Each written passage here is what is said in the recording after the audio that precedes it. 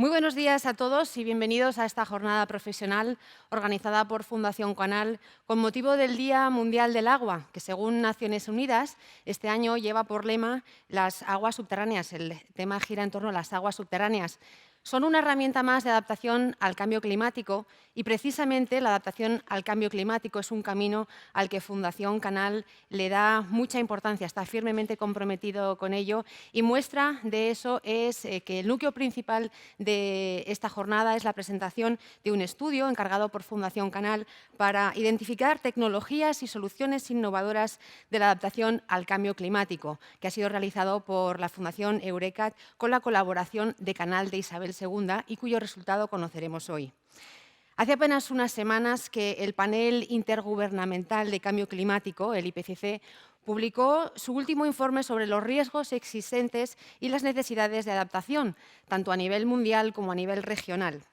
El informe hace hincapié en la interconexión de los sistemas de la Tierra, desde los sistemas climáticos y meteorológicos hasta la biodiversidad de los ecosistemas y la salud humana.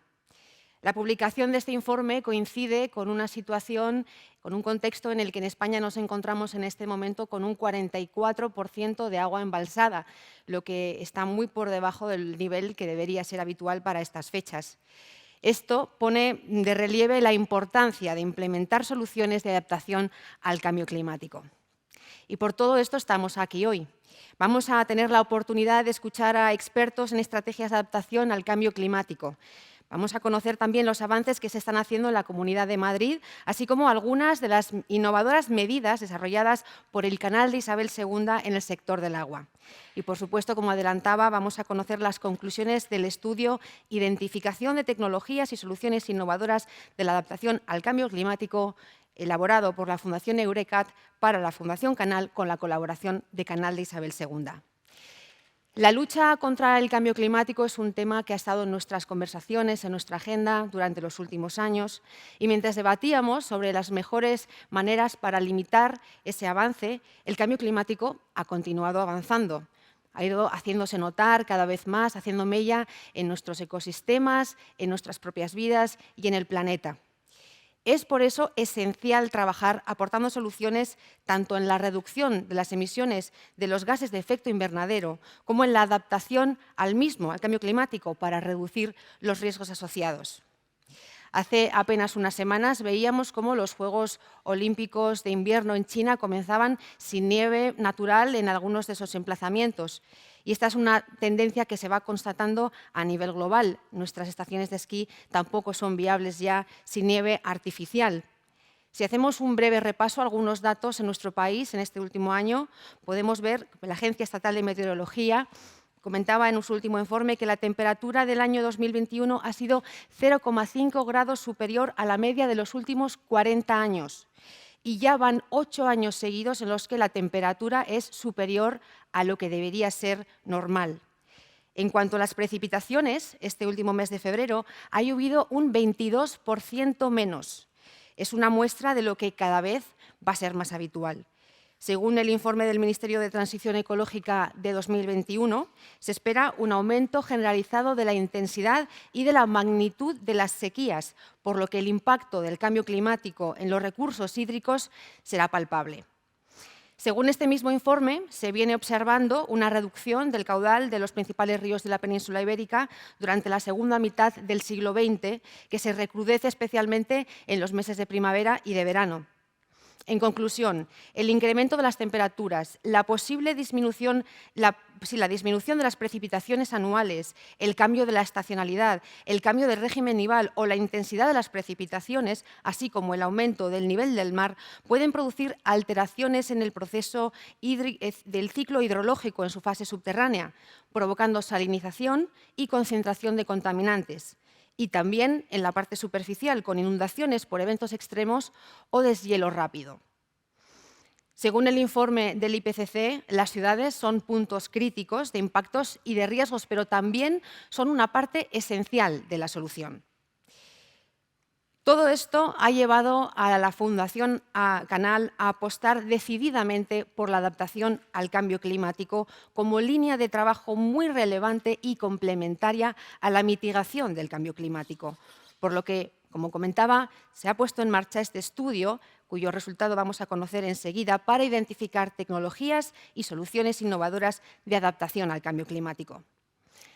La adaptación al cambio climático debe darse a todos los niveles, por lo que la implicación de entidades, expertos, gobiernos y ciudadanos es fundamental para aprovechar la cada vez más estrecha ventana de oportunidad que tenemos para desarrollar la resiliencia climática. Es el momento de asumir el reto que tenemos entre manos. Quiero saludar a todos los presentes y también a la audiencia que nos está siguiendo a través de nuestra conexión vía online. Y ahora es el momento de dar paso e invitar al escenario a Eva Tormo, directora gerente de la Fundación Canal. Buenos días.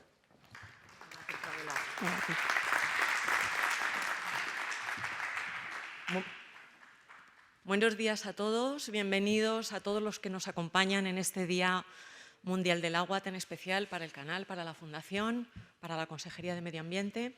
Quiero agradecer no solo la presencia de las personas que nos acompañan, también de las personas que nos siguen a través de nuestra conexión y, por supuesto, a nuestra presidenta también del canal, consejera de Medio Ambiente, de Vivienda y de Agricultura, Paloma Martín, a nuestro viceconsejero, a Pablo Rodríguez Sardinero, también gerente de canal, a nuestro consejero Javier Carcero, también a Fernando Arlandis, a todos los ponentes, a Javier Flores, a todos ellos que hoy se dan cita aquí precisamente para hablar de eso que tenemos que hacer o que nos dice la UNESCO que tenemos que hacer, ¿no? Hacer visible lo invisible. Y no se trata de magia, se trata de que nos fijemos en las aguas subterráneas, que están, no las vemos, pero sabemos todos los que estamos aquí, todas las personas que participamos en estas actividades, sabemos que tienen un impacto extraordinario. Casi la totalidad del agua dulce del mundo en su estado líquido, el 97%, estamos hablando que se trata de aguas subterráneas y representan sin duda la base del suministro del agua potable, de los sistemas de saneamiento, de la agricultura, de la industria y de los ecosistemas. Todo lo que hacemos en la tierra, lógicamente, repercute y tiene una consecuencia en el subsuelo, ¿no? Y desde luego la sobreexplotación de las aguas subterráneas tienen unas consecuencias tremendamente negativas para el planeta, no digamos ya en las zonas costeras donde se producen esas filtraciones, ¿no? de una intrusión de agua marina bajo la tierra. Sin duda, el agua, como muy bien decía Adela y como todos sabemos, juega un papel muy importante en la necesaria adaptación para el cambio climático. Por ello, debemos de estudiar, de analizar y de monitorizar muy bien todo lo que tiene que ver con las aguas subterráneas. Recientemente, el año pasado, un estudio del Ministerio de Transición Ecológica y Reto Demográfico nos decía precisamente a este respecto que se espera un aumento generalizado de intensidad y magnitud de las sequías meteorológicas e hidrológicas precisamente en un contexto de cambio climático. Por eso, desde la Fundación Canal y por supuesto, desde el canal de Isabel II, estamos trabajando ya desde hace varios años en estudios en los que queremos aportar soluciones y medidas de adaptación al cambio climático. Nos parece extraordinariamente importante. Ahora mismo tenemos en marcha un estudio que finalizaremos a lo largo de este año, que precisamente lo que está analizando son las aportaciones mínimas que tienen que tener los embalses, ¿no? Ante estas situaciones y los efectos del cambio climático. Pero ese estudio lo estamos abordando, como les dije, por el Instituto Hidrológico de Cantabria, lógicamente con los departamentos de innovación, tanto de Canal como de la Fundación. Pero hoy presentamos otro estudio, un estudio importante también que, como muy bien decía Adela, hemos desarrollado con la Fundación Eurocat, y, por supuesto, también en colaboración con el canal y con la Fundación. Lo presentamos también en español y en inglés. Cada vez ya no solo tenemos que hacer nuestras actividades en formato presencial y en formato online, sino que también tenemos que atender a otros públicos en no lengua castellana y, por lo tanto, bueno, tenemos también conexiones internacionales. Y luego, quería decirles ya para finalizar, se trata de un estudio multisectorial donde vamos a identificar esas soluciones tecnológicas de adaptación al cambio climático en diferentes aspectos que tienen que ver con el agua, que tienen que ver con la agricultura, que tienen que ver con la industria, bueno, con la edificación, con la salud, con los sistemas de alerta temprana. Y por terminar, sin duda el cambio climático es el reto al que Europa se enfrenta con más fuerza, ¿no? Es verdad que ahora las circunstancias y la actualidad nos traen un poco de cabeza a Europa, pero una vez que superemos este proceso bélico, que esperemos todos que termine pronto, y sin duda el cambio climático va a ser uno de los retos más importantes, y humildemente desde la Fundación vamos a intentar trabajar y aportar soluciones para este reto que tenemos. Muchas gracias.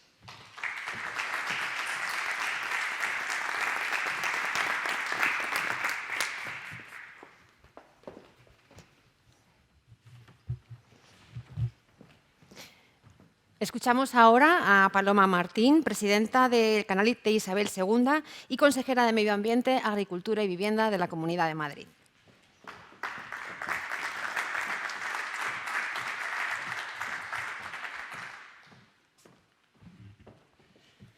Buenos días, querida Eva, directora de la Fundación, viceconsejero, director del ente público Canal, director general de descarbonización, miembros del Consejo de Administración de Canal, ponentes que van a intervenir, equipos de innovación de la Fundación y de Canal de Isabel II. La verdad es que es un placer, ¿no?, inaugurar esta jornada en la que hemos querido conmemorar el Día Mundial del Agua, una iniciativa que nació en la Cumbre de la Tierra de Río de Janeiro de Naciones Unidas en el año 1992 y cuyo objetivo es destacar la importancia de gestionar de manera sostenible los recursos hídricos. Este año el tema elegido por Naciones Unidas no puede ser más acertado, ¿no?, para celebrar este Día Mundial, las aguas subterráneas haciendo visible lo invisible. Y hacemos visible ese agua subterránea que se encuentra bajo la superficie terrestre y se almacena en los acuíferos. Según datos de Naciones Unidas, el 97% del agua dulce líquida se encuentra bajo nuestros pies, en el interior de estas formaciones naturales, de los acuíferos. De hecho, la importancia del agua subterránea es fundamental en nuestra región.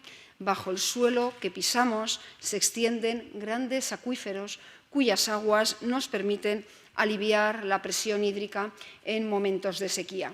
Y tal y como rezaba la leyenda del que probablemente fuera el primer emblema de Madrid del siglo XI, nuestra ciudad fue edificada sobre el agua.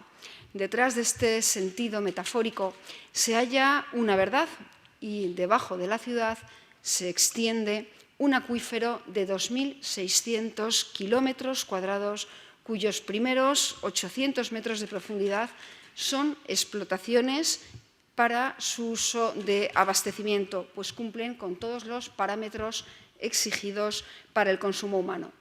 Además, Canal de Isabel II realiza cada año una campaña de muestreo para asegurar que la calidad de estas aguas que discurren por los acuíferos es óptima. Y del mismo modo, bajo la zona de Torrelaguna se asienta una gran masa subterránea, un acuífero que se renueva gracias a la infiltración de las lluvias y los arroyos y que cuenta con una extensión de 56 kilómetros cuadrados. La incorporación de estas aguas al sistema de abastecimiento de la comunidad a través de una red de 78 pozos permite a Canal tener la disposición de un volumen de agua extraordinario al que hacer frente en periodos de sequía. Los acuíferos no solo dan sustento al suministro de agua potable, sino que también al saneamiento, a la agricultura, a la industria y a los ecosistemas. Y se ha demostrado, desde luego, como uno de los elementos esenciales para contraponer o ser más resiliente al cambio climático. De ahí la importancia del tema objeto de debate en este foro. Vamos a compartir de la mano de expertos la importancia de la adaptación al cambio climático y el papel esencial que tiene el agua en el ámbito de las nuevas tecnologías y cómo estas nuevas tecnologías pueden ayudar a mejorar la gestión de los recursos hídricos y favorecer el crecimiento sostenible.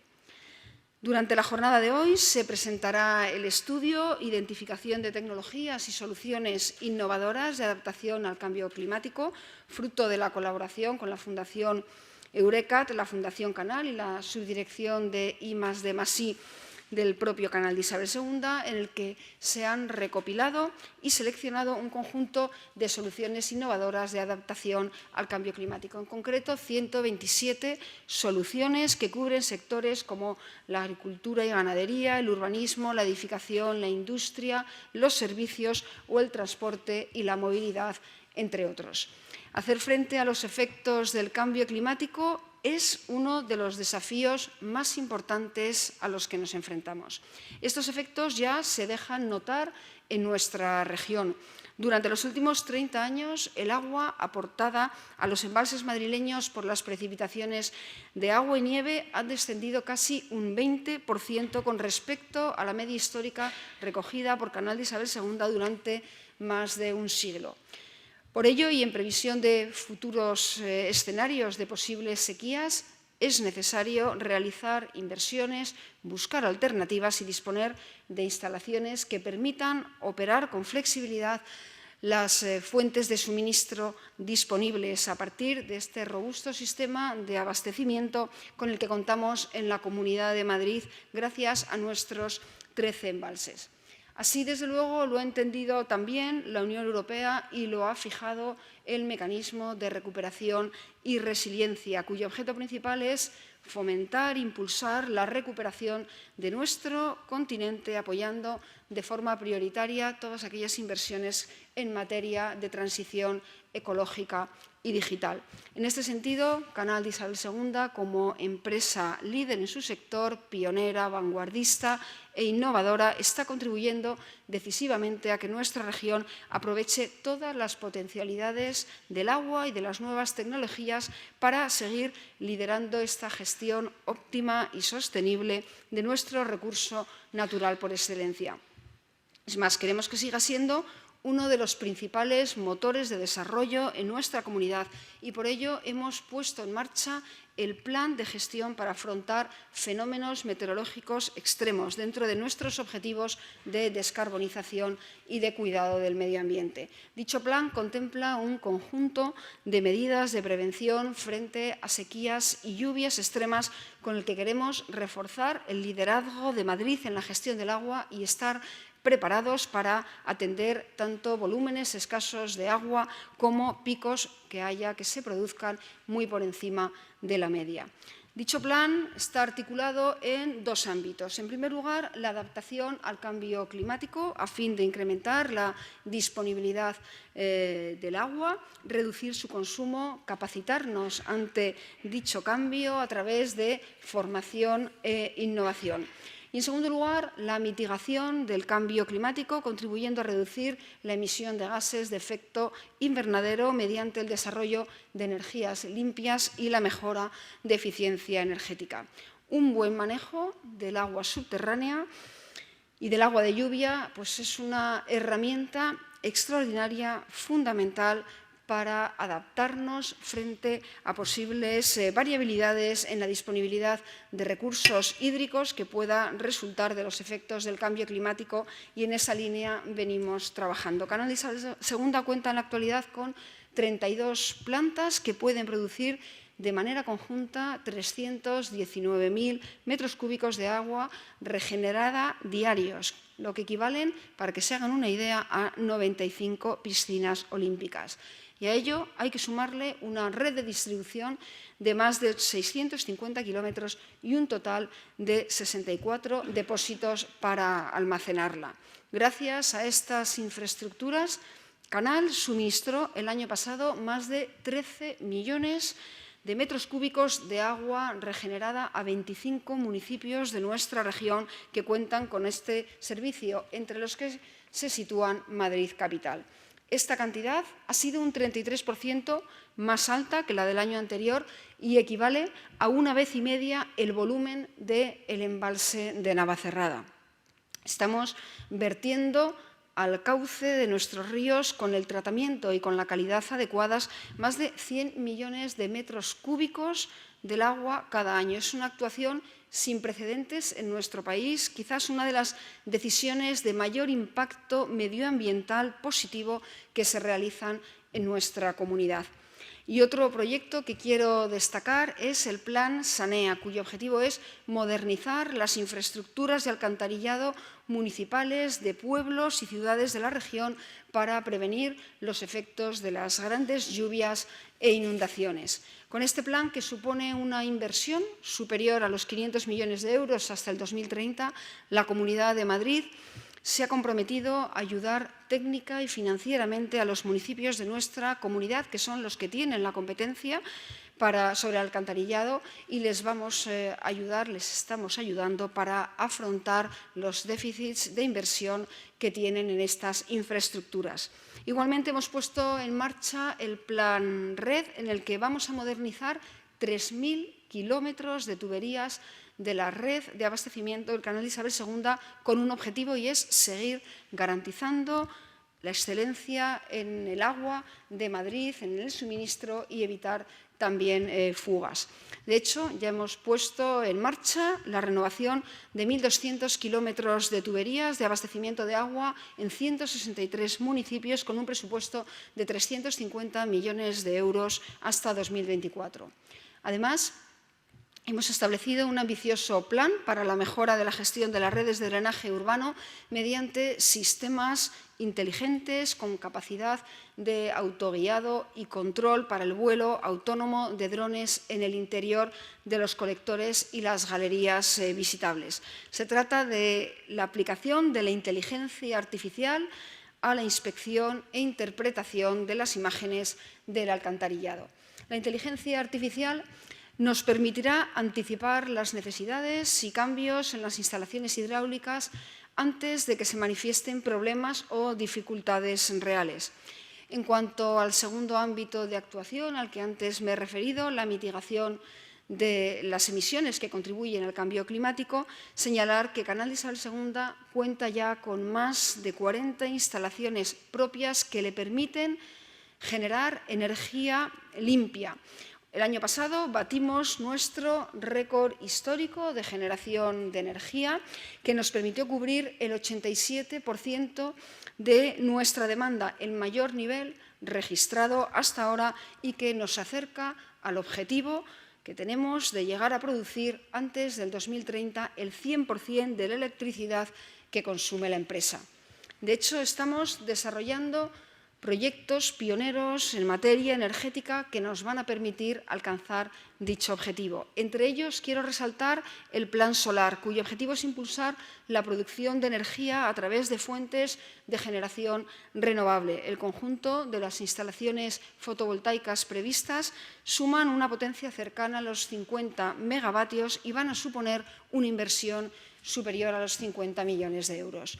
Del mismo modo, quiero destacar la creación de una planta pionera en España de generación de hidrógeno verde. La vamos a instalar en nuestra EDAR de Arroyo Culebro, un proyecto que combina la generación de hidrógeno verde a partir de energía solar y de agua residual. La inversión total del proyecto supera los 24,5 millones de euros.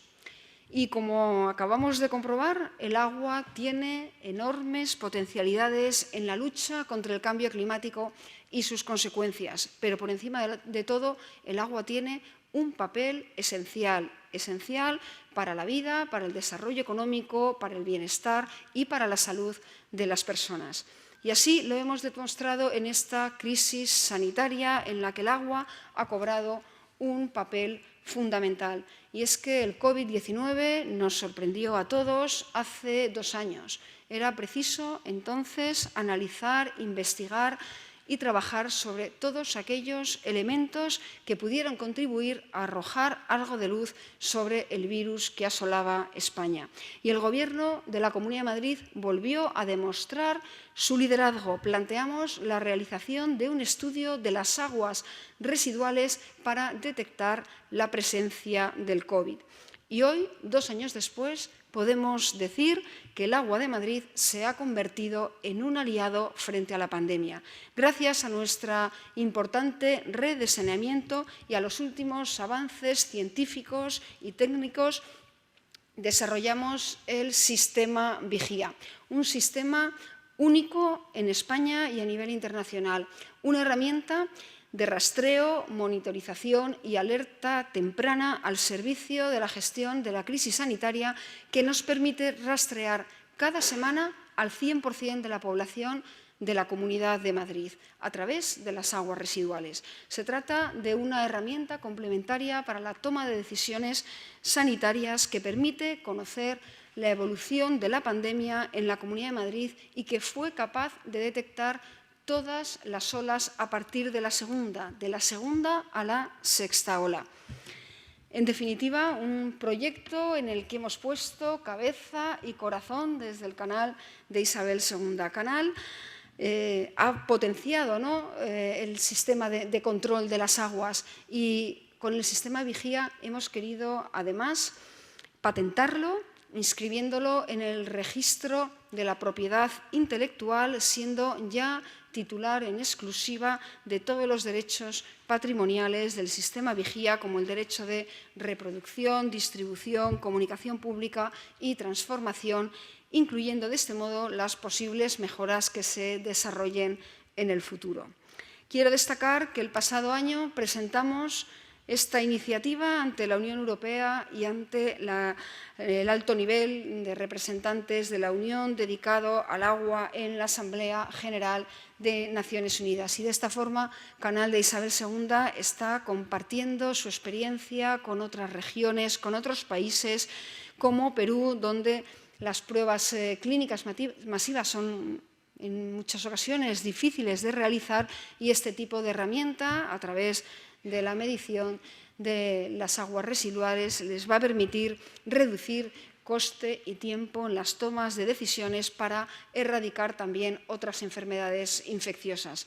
En definitiva, todos son aspectos claves en la gestión del ciclo integral del agua que se abordarán a lo largo de la jornada de hoy, en la que veremos ejemplos reales sobre la importancia del agua en la adaptación al cambio climático y a las nuevas tecnologías, algo que sin duda es un gran valor añadido.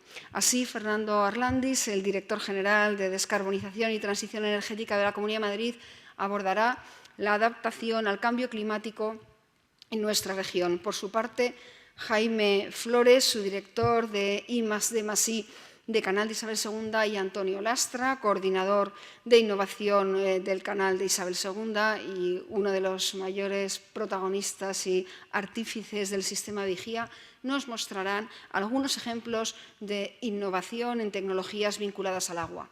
Y Laura del Val, investigadora de la Unidad de Agua, Aire y Suelo de la Fundación Eurecat, también va a presentar un estudio sobre identificación de tecnologías y soluciones innovadoras de adaptación al cambio climático al que me he referido al inicio de mi intervención. Con esta publicación, la Fundación Canal proporciona un documento de divulgación y consulta para administraciones locales, regionales, operadores de agua y otras entidades vinculadas al ciclo integral del agua y, en general, también para empresas y para particulares interesados en descubrir soluciones innovadoras de adaptación al cambio climático.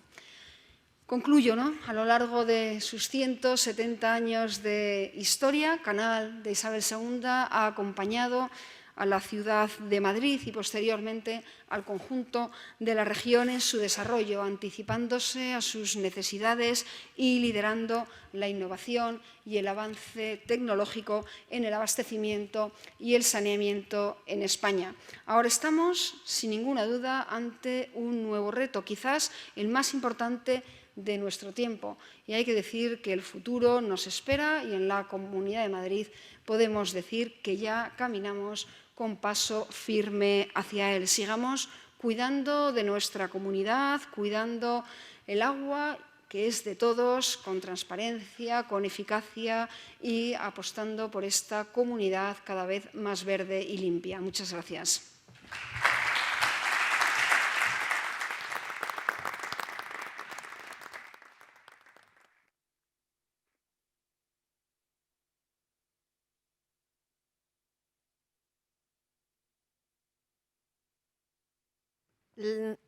La descarbonización es un objetivo por el que se comprometieron a trabajar 190 países cuando firmaron el Acuerdo de París en el año 2015.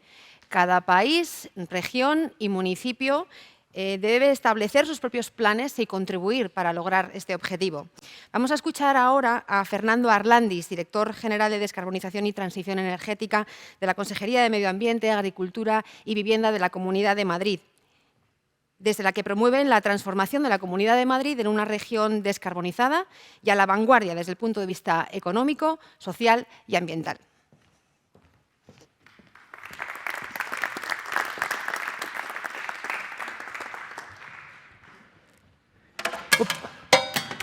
Madre mía. Bueno, ¿se me oye? ¿Se oye bien?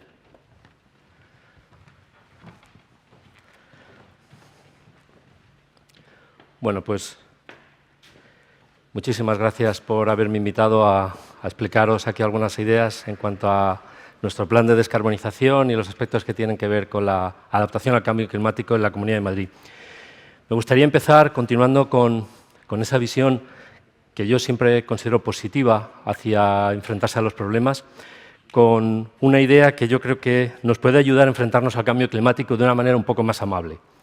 La primera es que el cambio climático siempre lo consideramos relacionado con dos aspectos. Por uno, el disminuir aquellos gases que son los que están provocando el cambio climático y, por otro lado, adaptarnos a las consecuencias del cambio climático.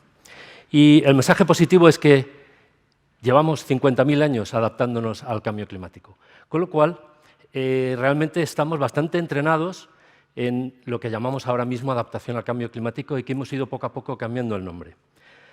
Y el ejemplo de Madrid quizás es el más llamativo, o el más llamativo que yo conozco. Fijaros que la población en Madrid, justo cuando Felipe II decide que Madrid tiene que ser la capital de España, es de 20.000 habitantes. Todos los sistemas para abastecer la ciudad estaban diseñados para 20.000 habitantes.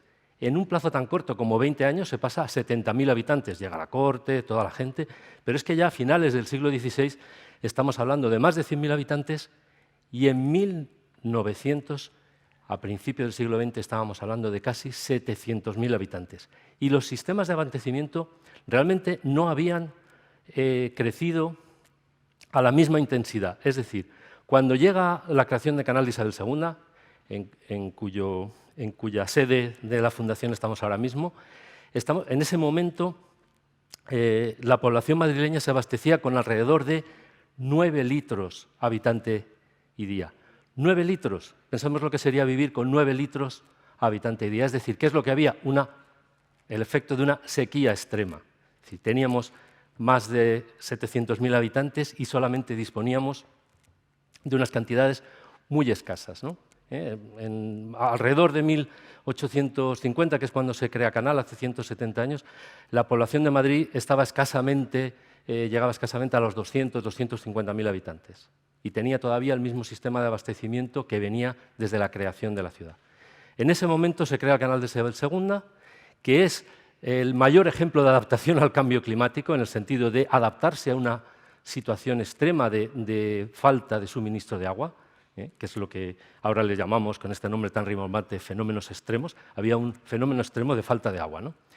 Y hemos conseguido en Madrid no solo abastecer a la ciudad, sino ser un ejemplo a nivel mundial de cómo hacerlo en condiciones de escasez de recursos, de cómo disminuir el consumo de agua, que hace tan solo en el año 2005 estábamos hablando de 600 hectómetros cúbicos al año de consumo y ahora estamos hablando de menos de 500 hectómetros cúbicos, es decir, un descenso importantísimo con un aumento de la población del 14%. Es decir, se puede hacer. El mensaje positivo es que podemos adaptarnos al cambio climático y estamos además adaptados a hacerlo. Sabemos cómo hacerlo y sabemos cómo trabajar en ello. El otro problema es más complejo, la minimización. ¿Por qué? La minimización implica dejar de hacer lo que hemos hecho siempre como humanos. Siempre hemos quemado recursos para obtener energía, para calentar nuestras cuevas, ahora casas, para abastecernos incluso de agua, para desplazarnos desde principios del siglo XX con los automóviles. Siempre hemos quemado. digamos que es inherente al ser humano el quemar combustibles para obtener energía y poder mantener el nivel de vida. Bien, eso solo muy recientemente nos hemos dado cuenta que está llevando el planeta a una situación que muchos consideran crítica y que evidentemente se refleja, como se ha explicado hasta ahora, en muchos efectos. Eso sí es difícil. Y es difícil porque no tenemos todavía todas las herramientas para hacerlo, porque hay que hacer muchas más cosas que solo avanzar en tecnología. Hay también que cambiar nuestra manera de pensar, nuestra manera de relacionarnos con los recursos.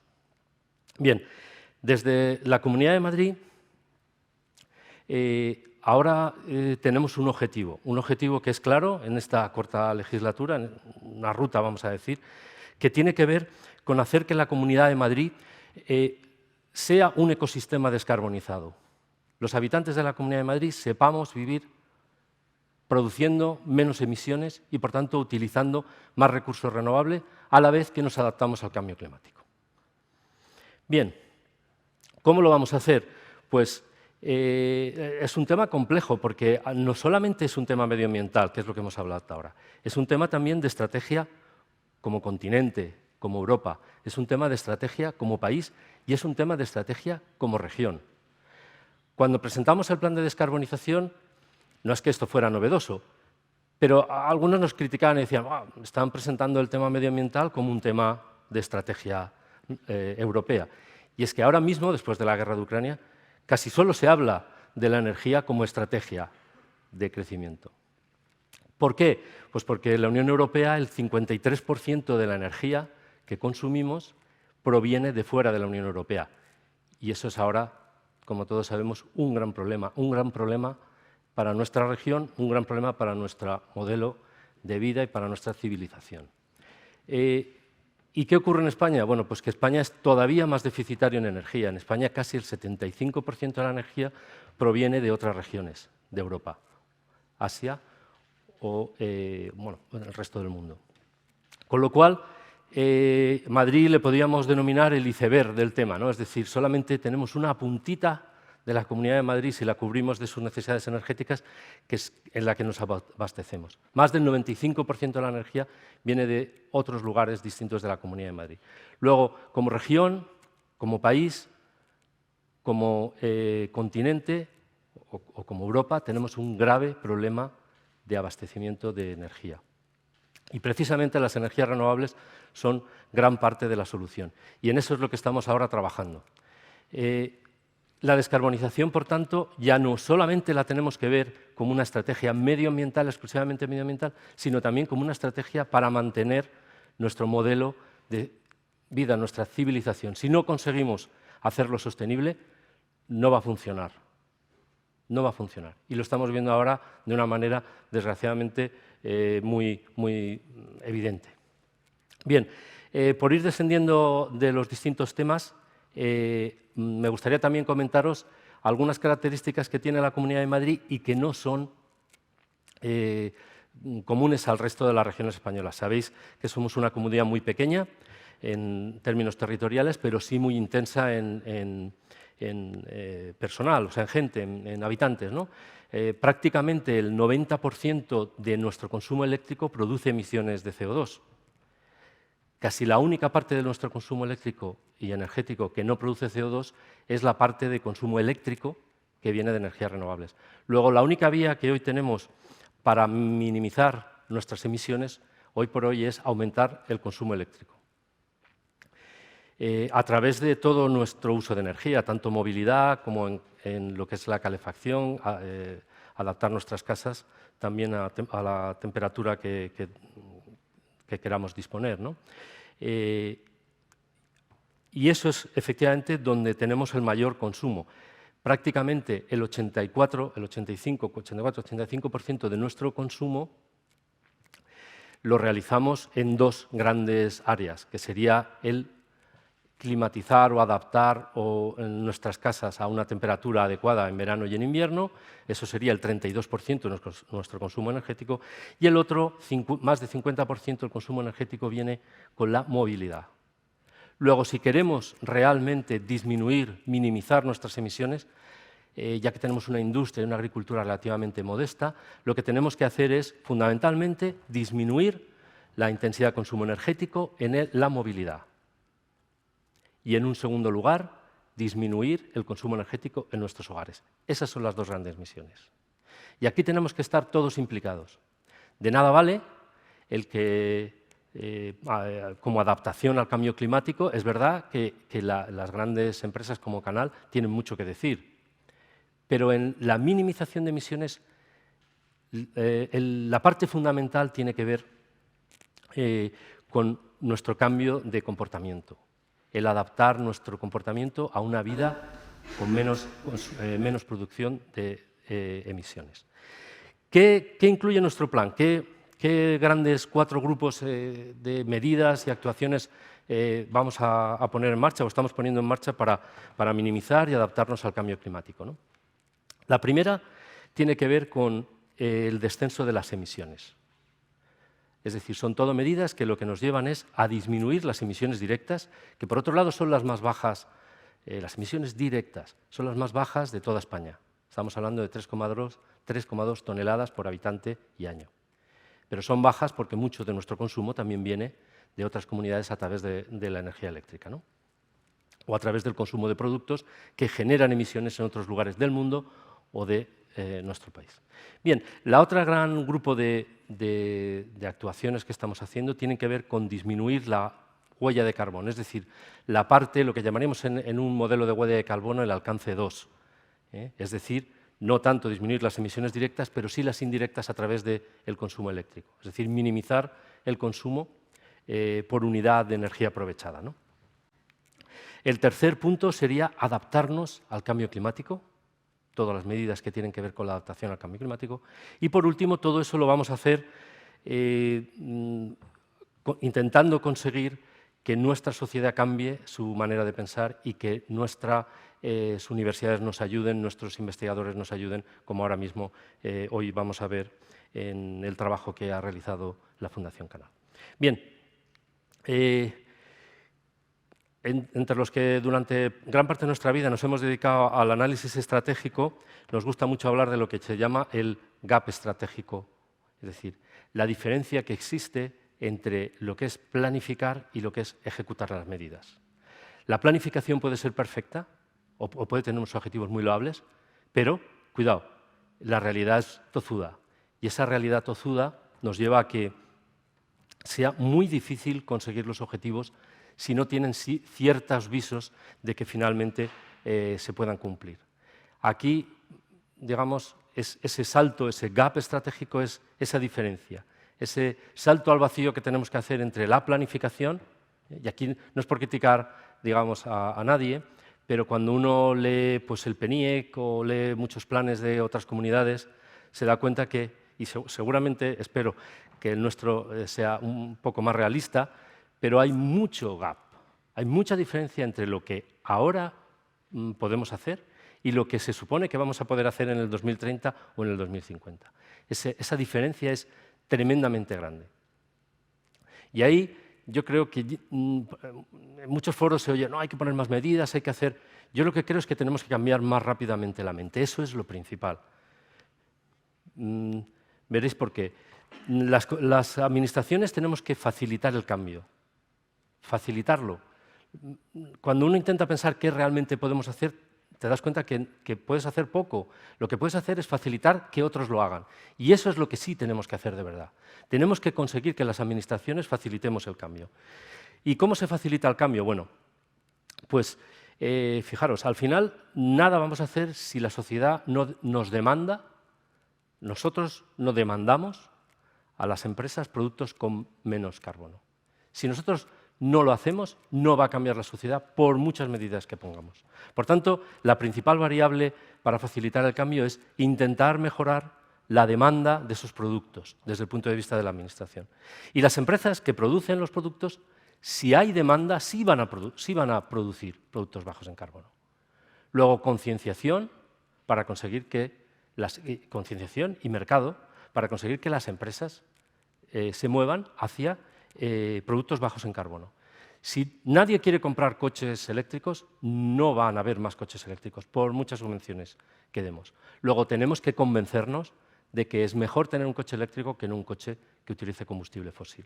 Y diréis, bueno, ¿y la Administración algo hará? Sí, aparte de facilitar, pues tenemos también que ayudar, es decir, hacer que determinados productos que tienen mayores costes, pues a lo mejor con ayudas tengan menores costes para que la gente pueda comprarlos. Tenemos también que planificar, hay esa planificación que incluye también al sector privado. Tenemos que legislar y tenemos que acompañar a las empresas de alguna manera colaborando con todos los agentes para facilitar ese cambio. Y también tenemos, es verdad, que controlar los resultados, ver si estamos yendo por el buen camino o no y flexibilizar esas actuaciones. Esto no tiene que ser un plan soviético, decir hay que hacer esto, esto y esto. Y una vez lo he hecho digo, uy, pues no me ha llevado a ningún sitio. No, hay que ver cada año, hay que constantemente contrastar si estoy yendo por el buen camino, si las medidas que implemento son las adecuadas. Y este círculo virtuoso es el que al final nos puede llevar a conseguir realmente los objetivos. Bien, ¿cuáles son las 4 áreas en las que podemos ver? Yo no os voy a pegar la tabarra con todos los detalles del plan de descarbonización de Canal, pero sí, de la Comunidad de Madrid, pero sí daros algunas indicaciones de qué estamos haciendo ahora mismo desde la Comunidad de Madrid para intentar mover esas conciencias, intentar que el mercado cambie, intentar que las empresas produzcan más productos bajos en carbono y que la gente queramos comprarlos. Bien, en principio, si el punto más relevante para descarbonizar la Comunidad de Madrid es el transporte, pues es donde más medidas vamos a implementar, ¿no? Entonces, prácticamente tenemos 7, 8 ahora mismo programas de incentivos. Yo me gustaría, para los que no sé si la edad media de la sala es la adecuada para decir que compréis patinetes, pero sí tenemos motos eléctricas y subvencionamos con 150 euros los patinetes eléctricos, 600 euros las bicicletas eléctricas. Los estamos subvencionando ahora mismo. También lo estamos haciendo a través del programa MOVES, hasta 7.000 euros para adquirir un coche eléctrico, achatarrando uno anterior, o un poquito menos de incentivo de ayuda si no achatarramos el coche. También tenemos un bono ambiental para achatarrar solo el coche y que nos dé hasta 1.200 euros para poder utilizar transporte compartido, ¿no? Coches o motos de transporte compartido. Bueno, y también estamos desarrollando proyectos público-privados, relaciones con otras empresas para conseguir pues, que haya más cargadores instalados en las calles, etcétera, ¿no? Bien, y por otro lado también tenemos programas de apoyo a las zonas de bajas emisiones. Que sabéis que la Comunidad de Madrid, a partir del 2030, las ciudades de más de 50.000 habitantes tendrán, como ya tiene Madrid, una zona de bajas emisiones. Por lo tanto, todo eso, sobre todo en municipios pequeños, no es tan fácil como los municipios grandes, necesitan más ayuda y ahí estamos en la Comunidad de Madrid ayudando. Bien, en cuanto a edificios, pues tenemos igualmente 7 programas de incentivos, también tenemos otros 5 proyectos para colaboración público-privados y también tenemos problemas, obviamente, no es fácil arrancar todos los proyectos, no es fácil aprovechar estas inversiones, ¿no? Voy a ir rápidamente para no aburriros.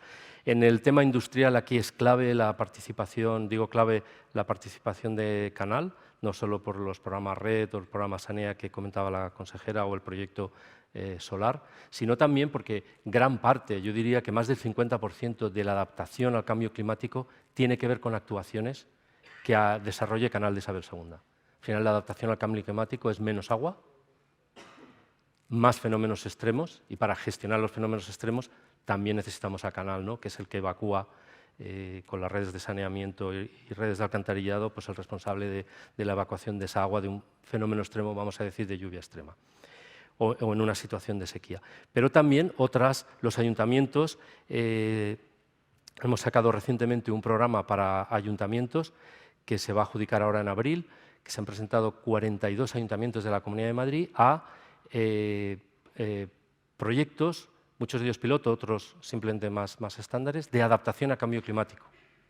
42 proyectos en la Comunidad de Madrid y espero que bueno, pues en abril podamos adjudicar estas subvenciones.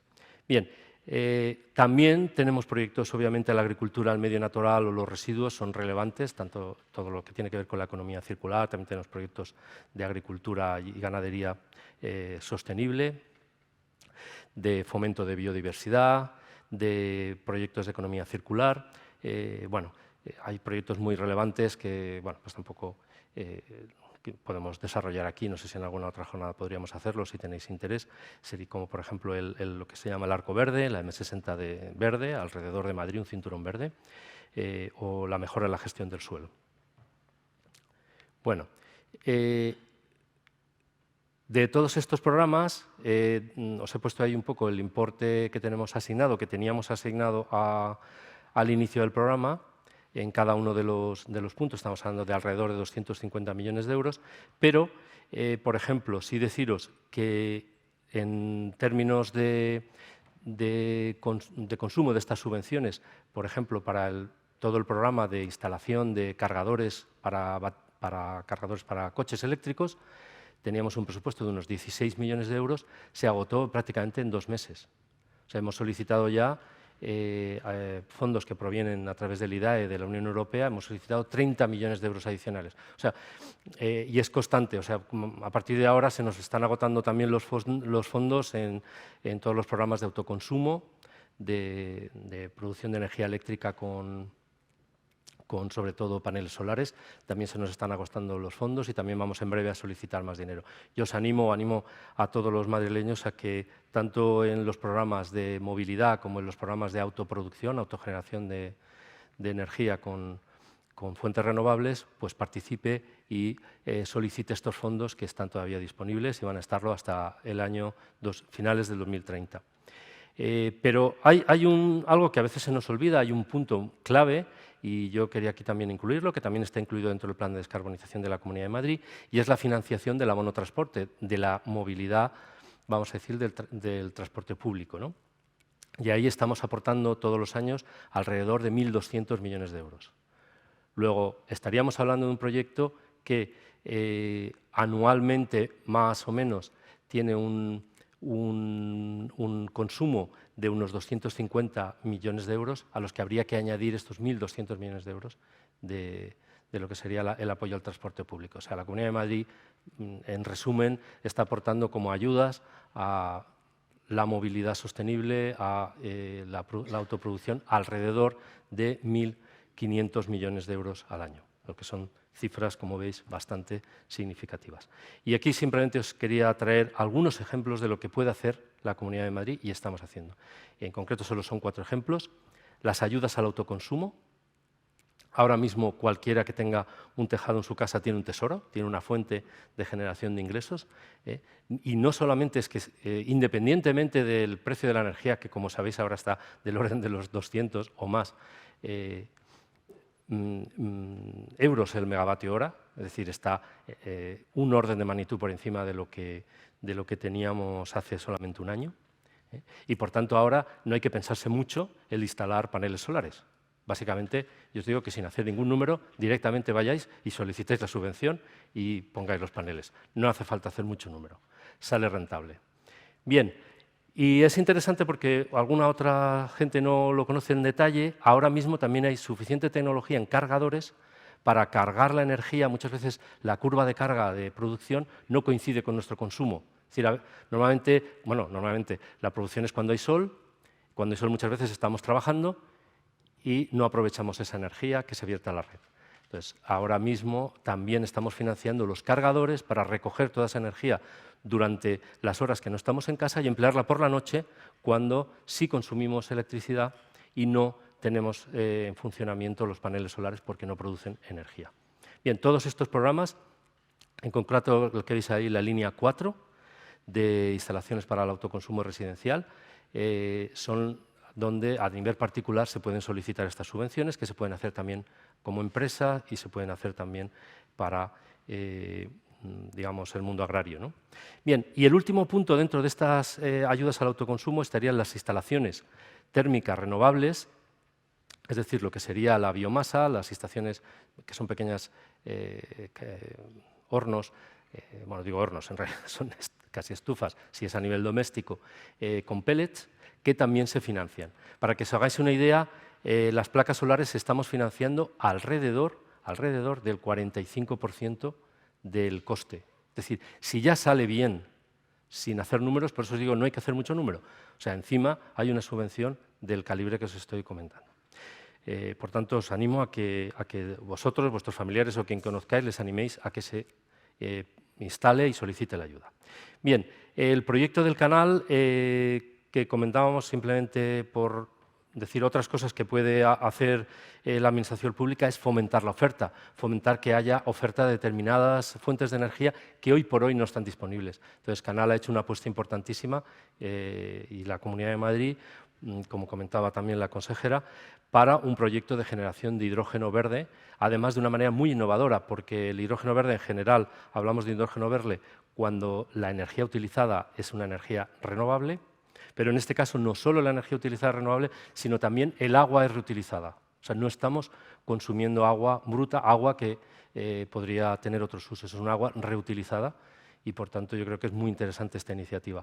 Ahora mismo yo creo que está en fase de instalación en la depuradora de Culebro Medio y es alrededor de 1 megavatio lo que se va a instalar allí, es decir, una planta ya, bueno, ya relativamente grande para lo que es un autoconsumo. Y esto luego pues irá o bien a transporte o bien a inyección a red. Pero fijaros que en este caso lo que se hace es fomentar, hacer algo que es pionero y demostrar que es viable, que se puede hacer. Iniciar a dar esa semilla para que la oferta, para que haya demanda, ¿no? También otras cosas que hacemos o que hemos hecho para el cambio cultural, y aquí es otro ejemplo, es fomentar la demanda. ¿Cómo fomentamos la demanda? Pues entre otras maneras haciendo todo tipo de campañas. Y esta es una simpática que hicimos, el primer Eco Rally de la Comunidad de Madrid, dentro del circuito internacional, ¿no? Del circuito español, ¿no? de Eco Rallys. Y esa primera edición ya se hizo en noviembre, incluso con participación de la propia consejería a nivel, incluso llevando coches. No quiero mirar a nadie, de los que estáis por aquí. Bueno, ¿más cosas que podemos hacer? Pues invertir también. O sea, la Comunidad de Madrid también invertimos. Ahora, recientemente, tenemos un trabajo interesantísimo, un trabajo técnico y científico. Las administraciones a veces también hacemos eso, en el que hemos visto a las claras que consiguiendo los objetivos de reducción de la contaminación del aire, estamos hablando de contaminación en términos de partículas, óxidos de nitrógeno, consiguiendo los objetivos que tenemos a nivel europeo de reducción de estos contaminantes, justo podemos conseguir los objetivos de reducción de emisiones de CO2. Porque en Madrid básicamente es lo mismo reducir emisiones de CO2 que reducir contaminación, porque los coches son fundamentalmente, como hemos visto, los que lo producen. O sea, vamos a conseguir los dos objetivos, reducir la contaminación y a la vez vamos a conseguir los objetivos de minimización. Y para que esto sea viable necesitamos información, ¿eh? Si no medimos, no gestionamos. Bien, ya vamos a instalar este mismo año en los últimos 4 pueblos de más de 75.000 habitantes que no tenían todavía estación de monitorización de contaminación del aire, vamos a instalar 4 estaciones y con eso vamos a tener una de las redes más completas de toda España de lo que es seguimiento y control de la contaminación del aire. Y nada más, yo no quería pegaros ya más la tabarra y solo deciros que tenéis las subvenciones, por favor, aprovecharlas, que están disponibles para todos vosotros. Muchas gracias.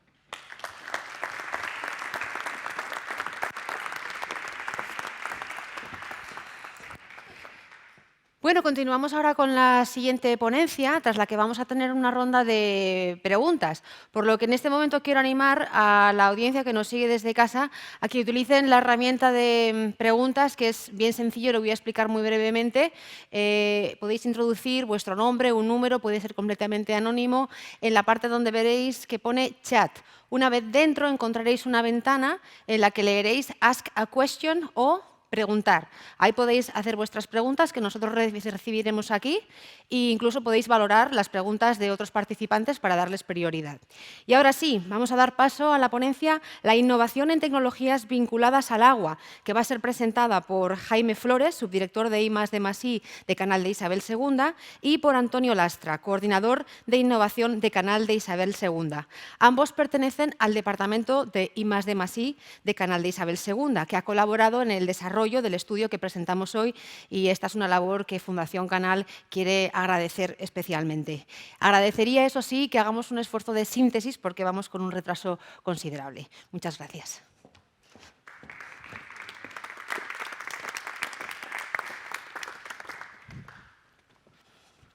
¿Qué tal? Buenos días. Bueno, buenos días a todos. Gracias a la Fundación, gracias a Eva, gracias a Ernesto, gracias por las amables palabras de nuestra presidenta, Paloma Martín, gracias a todos ustedes y también gracias a las personas que nos siguen online. Vamos a hablar de la innovación en tecnologías vinculadas al agua. Esto daría para mucho tiempo.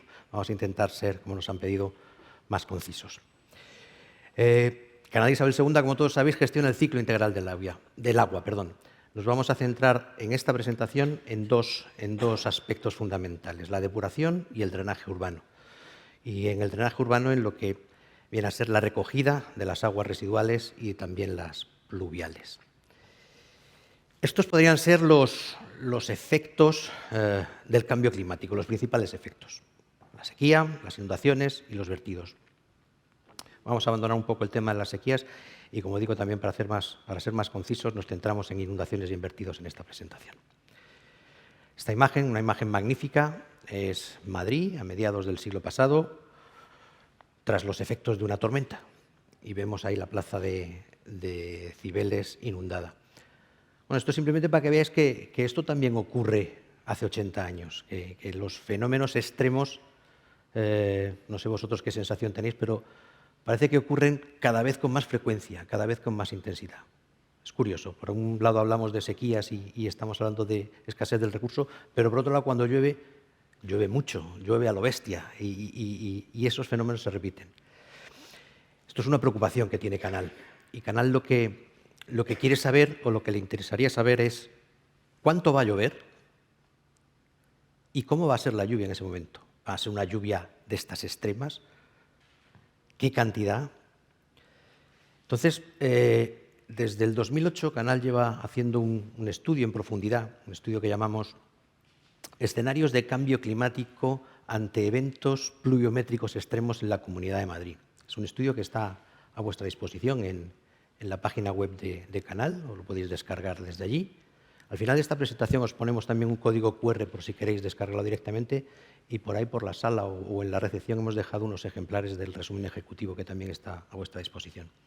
Y con ese estudio lo que queremos es responder a esas preguntas recalculando las lluvias de diseño.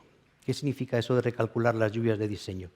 Nosotros queremos saber cuánto va a llover en el futuro y cómo va a ser esa lluvia en el futuro. ¿Para qué? Para poder diseñar adecuadamente las infraestructuras que van a dar respuesta a esos eventos extremos. Y para definir adecuadamente esas infraestructuras tenemos que recalcular esas lluvias de diseño. Y queremos establecer unos escenarios futuros relacionados con el cambio climático. ¿Va a ser lo mismo dentro de 30 años? ¿Va a pasar lo mismo dentro de 60? ¿Dentro de 100? Eso es lo que queremos ver con nuestro estudio. Vaya. Ahora, bueno, todos estamos más o menos de acuerdo en que se produce un calentamiento global, ¿no? Este es el informe del IPCC, lo hemos mencionado antes, el Panel Intergubernamental del Cambio Climático. Aquí se observa en este mapa mundi con unas cuadrículas bastante groseras, distintos colores, la verdad es que está bastante todo rojo, la evolución de la temperatura superficial en los últimos 100 y pico años. Hay distintas teorías, distintas controversias en torno a si está aumentando o no la temperatura del planeta, pero nos vamos a centrar en los hechos. Es tiempo solamente de los hechos. Y para Canal Isabel II es un hecho que existe un calentamiento global. Es un hecho que existen eventos de lluvia, cada vez más frecuentes y cada vez con más intensidad. Y para Canal Isabel II es un hecho que hace falta regionalizar esos estudios globales. Esas cuadrículas tan grandes que veíamos antes tienen que ser regionalizadas. Es un proceso que llamamos downscaling y que lo que viene es a tener en cuenta los condicionantes locales de una región respecto a todos esos efectos globales que nos han enseñado. En esos condicionantes locales pues, podemos poner de manifiesto que no serán los mismos los efectos del cambio climático en una zona donde haya vegetación que en una zona donde no tengamos vegetación, en una zona donde haya ríos o en una zona donde haya montañas que en una zona donde no las haya. No sé dónde tengo que apuntar para que esto funcione mejor. Bueno, Canal de Isabel II gestiona el ciclo integral del agua en la Comunidad de Madrid. Por tanto, nuestro caso de estudio es la Comunidad de Madrid. Y como os he dicho, tenemos que regionalizar esos modelos de circulación global, esos GCMs que nos proporcionan desde el IPCC, para adaptarlos a nuestra región y tener conocimiento exacto y preciso de lo que se estima va a ocurrir en nuestra región. Pasar de esas cuadrículas grandes a unas cuadrículas más pequeñas. Y como no os voy a aburrir, y también para ser más breves, de todo el proceso que se hizo y de la metodología del estudio, vamos directamente a los resultados de ese estudio. En ese estudio lo que tenemos son, como veis ahí, para 3 horizontes temporales, algo que llamamos los coeficientes del cambio climático. Ahora os detallo qué es esto con un ejemplo.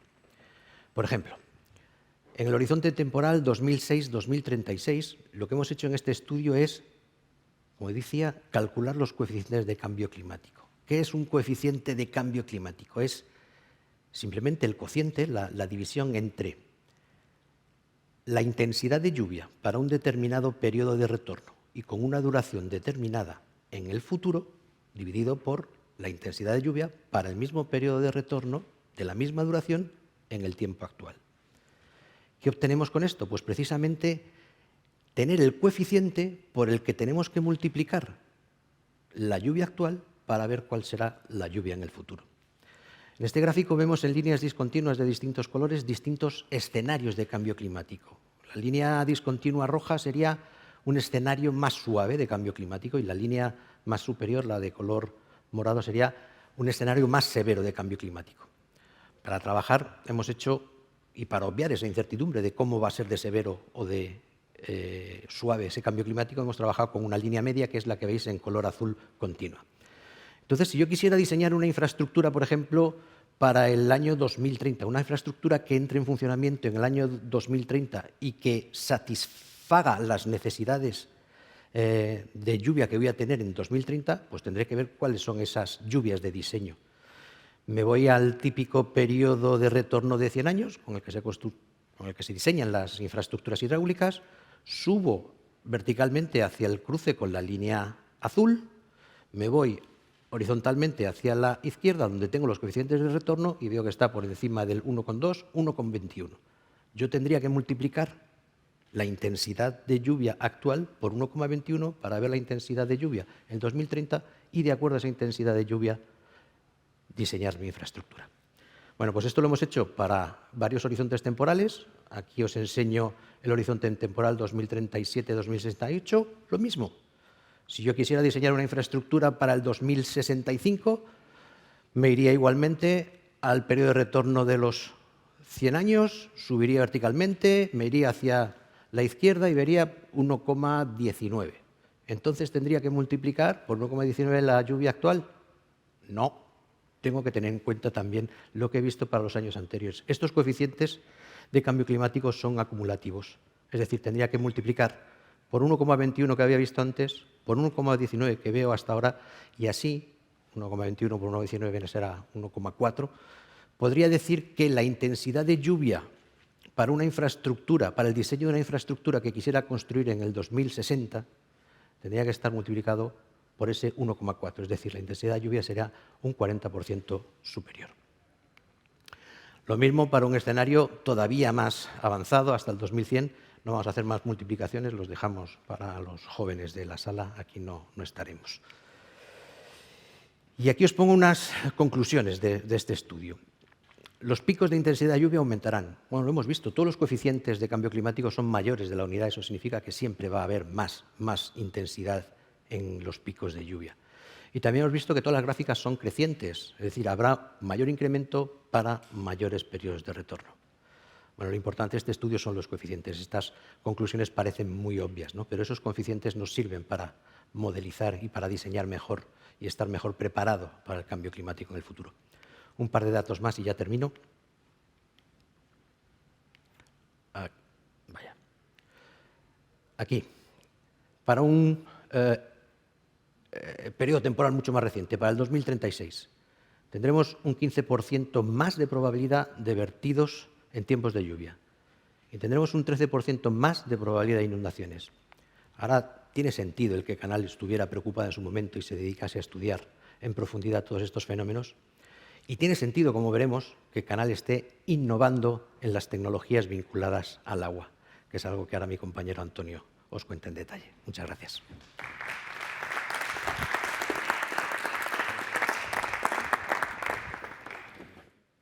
Bueno, como os ha contado Jaime, en la Comunidad de Madrid las lluvias están cambiando. No es que esté lloviendo más, lo que pasa es que está lloviendo diferente. Como todo el mundo puede entender, lo importante no es lo que cae a lo largo del día, de cara a las inundaciones y a los vertidos. Lo importante es en cuánto tiempo. La misma lluvia en 24 horas, que puede no molestar, si cae en 10 minutos, sí que nos va a inundar. A esto es a lo que hacía referencia Jaime, y alrededor de esto, el Canal de Isabel II está desarrollando varios proyectos para un poquitín intentar mitigar. El primero es el del sistema de alerta temprana. Es relativamente fácil anticipar cuánto va a llover con 15 días vista, con 10, con 2 días, pero estamos hablando, eso que sale en la televisión o en las diferentes páginas web, estamos hablando de cantidad de lluvia acumulada. Eso no nos indica si va a haber o no va a haber inundaciones o vertidos al cauce. Por lo tanto, nosotros queremos tener un sistema de alerta a pocas horas, que lo que nos defina no es la cantidad que va a llover, sino justo la forma de la lluvia, quiere decir, la intensidad máxima de la lluvia, en cuánto tiempo va a llover. Pero claro, la lluvia no es nuestro cometido son las consecuencias. Por un lado, las inundaciones y por otro lado, los vertidos. Obviamente, la capacidad de la red de drenaje es la que es, y cuando llueve mucho, pues de la misma manera que en Semana Santa hay atascos en las carreteras porque no dan abasto, pues cuando llueve demasiado, esas infraestructuras no tienen capacidad y vertemos al cauce, algo que no queremos hacer. Así que, empezando por el primero, por el sistema de alerta temprana, tenemos un sistema que está funcionando satisfactoriamente, aunque ahora lo estamos mejorando, que con 4 horas de antelación, 4 horas de media, sí que somos capaces, con una certidumbre, nunca se puede decir el 100% en ciencia, pero con una certidumbre bastante elevada, podemos adivinar cuál va a ser el pico del lietograma. El lietograma es la forma de la curva. En cada una de las regiones de los puntos de la Comunidad de Madrid, con una resolución de 200 metros por 200 metros. Esto, como entenderéis, es una resolución bastante alta. Es verdad que el tiempo es corto, 4 horas, pero hacer esa predicción con más tiempo no sería realista. ¿Para qué nos sirve esto? Pues para tomar decisiones y para poder alertar a la población. Como os decía, lo importante son las consecuencias. Las lluvias se definen por 3 parámetros, las inundaciones. Aunque parezca que una inundación todo el mundo conocemos lo que es, realmente hay que indagar un poquito más.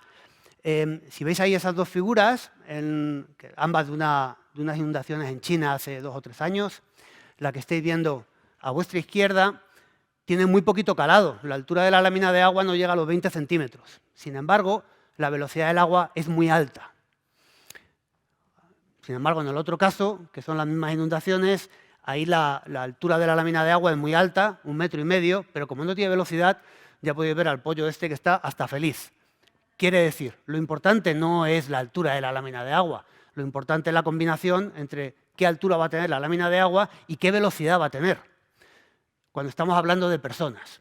Cuando estamos hablando de bienes, de viviendas, de negocios, la velocidad ya no nos importa y lo que nos importa es la altura de la lámina de agua y el tiempo durante el cual va a haber una inundación. Obviamente, si una inundación dura 10 minutos, no es lo mismo que si dura 5 días porque no podemos sacar el agua. Por lo tanto, 3 son los parámetros que tenemos que tener en cuenta y analizar. ¿Qué altura vamos a tener de lámina de agua? ¿Qué velocidad va a tener ese agua en cada uno de los puntos? Y el tiempo que va a permanecer la inundación. Para eso, como complemento al radar y al meteorológico y a estos sistemas, bueno, aquí no está animado, me creeréis, detrás hay más mapas. Lo que se ha hecho ha sido desde la subdirección de I+D, en combinación con el área de cartografía de Canal de Isabel II, una modelización. Ellos han hecho la modelización de las redes de alcantarillado de toda la Comunidad de Madrid, con diferentes eventos de lluvia, con esos coeficientes que ha hablado Flores antes de cambio climático, y a partir de ahí nosotros hemos hecho la modelización 2D para poder asumir con cada intensidad de lluvia, poder saber con detalle, si veis ahí se ven las calles, se ven las grandes vías, las pequeñas vías, poder prever con esas 4 horas qué altura de inundación vamos a tener, qué velocidad vamos a tener y cuánto tiempo va a estar esa inundación y, por lo tanto, poder focalizar nuestros esfuerzos en sitios determinados. Pero las inundaciones no son el único efecto nocivo. Como decía anteriormente, las aguas de lluvia están contaminadas, claro, por diversas razones, que ahora comentamos brevemente. Es importante también poder prever, en caso de que la red de drenaje no tenga capacidad, poder prever con qué contaminación vamos a verter. ¿Por qué? Porque en el sistema tenemos elementos que podemos manejar, tenemos depuradoras, tenemos tanques de tormenta, tenemos almacenamiento en línea, tenemos muchos elementos que, trabajados desde el punto de vista de volumen, no nos dicen mucho, pero si hablamos de contaminación sí que nos va a decir. Para eso hemos hecho una tarea que todavía seguimos en ella, de caracterizar para diferentes tipos de lluvias qué tipo de vertido. Estos son parámetros de los que miramos, que tampoco vamos a entrar en detalle, pero son los que nos definen cómo va a ser esa contaminación en caso de que vertamos y, por lo tanto, podemos saber si tenemos que almacenar el agua de lluvia para tratarla después o ella es un agua que podemos verter porque está limpia. ¿De dónde viene la contaminación del agua de lluvia? Primero de ahí, ¿vale? Cuando tenemos contaminación, esa de la que hablaba Fernando antes, cuando llueve eso precipita, esa boina de Madrid que desaparece no desaparece, la recibimos con el agua, esa agua está contaminada, pero es que además el agua de lluvia limpia las calles, limpia las azoteas, limpia los aceites, limpia todo lo que hay en las calles. Por lo tanto, como digo, esa agua de lluvia está contaminada. ¿Cuánto? Pues depende de la intensidad máxima del pico de lluvia otra vez y de cuánto tiempo haya llovido antes y cuánto no. Ahora llevamos unos días lloviendo, ese agua está más limpia. La primera lluvia que cae en septiembre, finales de agosto, esa lluvia os puedo asegurar que es muy, muy contaminada. Esa es otra tarea que hemos estado haciendo, caracterizando diferentes tipos de lluvia con diferentes intensidades, en diferentes periodos, para poder anticipar qué es lo que va a ocurrir. Y una vez que sepamos qué es lo que va a ocurrir, tenemos que saber actuar. Tenemos sistemas complejos. El sistema de Madrid tiene, bueno, aparte de todas las depuradoras de Catal, pero centrándonos justo en el sistema de la Ciudad de Madrid, tiene 5 depuradoras, una detrás de otra. Tenemos tanques de tormenta tan grandes como 400 y pico mil metros cúbicos, 300 y pico mil metros cúbicos. Tenemos que saber qué hacer con ello. Estamos hablando de a corto plazo, a unas pocas horas. Para ello estamos también en un proyecto europeo, en un LIFE, en el cual estamos desarrollando con otros agentes europeos y algunos españoles también, un sistema que por inteligencia artificial nos diga qué es lo que tenemos que hacer cuando vemos que va a llegar una lluvia determinada y que, por lo tanto, vamos a tener un agua contaminada, que también predecimos, y poder actuar. Estos son los 4 proyectos que os quería comentar, pero hay una cosa más. Todo esto no deja de ser luchar contra los efectos del cambio climático, de esos coeficientes que nos explicaba Flores antes. Con todo esto podemos ver lo que va a ocurrir y luchar, pero esto no dejan de ser proyectos de trinchera. Quiere decir, va a llover mucho y vamos a hacer algo para no inundarnos y para no verter. Sin embargo, hay soluciones estructurales que van a salir además en las fichas que ha preparado la Fundación Canal con Eurecat sobre cambio climático. Una de las partes fundamentales son las técnicas de drenaje urbano sostenible, que es lo que llamamos TEDUS o SUTS, dependiendo de la persona. Estas son medidas estructurales y esto todos podemos hacer algo al respecto porque hay técnicas desde microescala en nuestras propias viviendas, los que puedan, hasta a nivel ciudad o a nivel comunidad. ¿Qué pretenden estas técnicas? Claro, durante el proceso de urbanización de las ciudades, desde que empezó a urbanizarse las ciudades y a ser grandes en la Edad Media, hemos perdido el ciclo hidrológico natural del agua. En el terreno, en el campo, parte de una fracción de lluvia, de lo que cae, una parte muy importante, ahí hemos puesto el 95, depende del terreno, se infiltra o se almacena.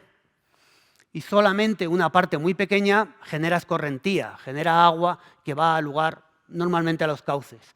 Como os digo, según hemos ido urbanizando, eso ha cambiado completamente.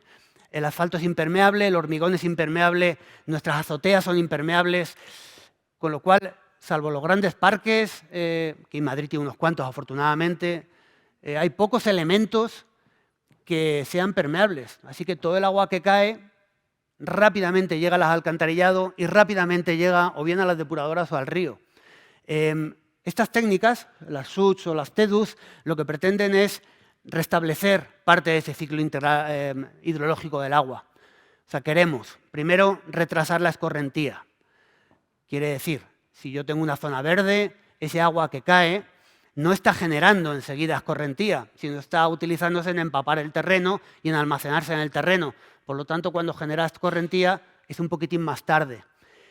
También estamos reduciéndola porque obviamente estamos aumentando la humectación del terreno, por ejemplo, o de otros elementos, con lo cual ahí hay agua que no nos va a provocar vertidos ni inundaciones, pero es que además reducimos la contaminación. Al fin y al cabo, todos esos elementos son filtros y en esos filtros se va a quedar esa contaminación de la que hablábamos antes. Técnicas hay muchas. Ya os digo que a diferentes escalas. Hay desde tejados verdes en los que se lo pueda permitir. Tejados verdes significa en ese tejado donde Fernando nos quiere poner paneles, yo quiero poner zonas verdes.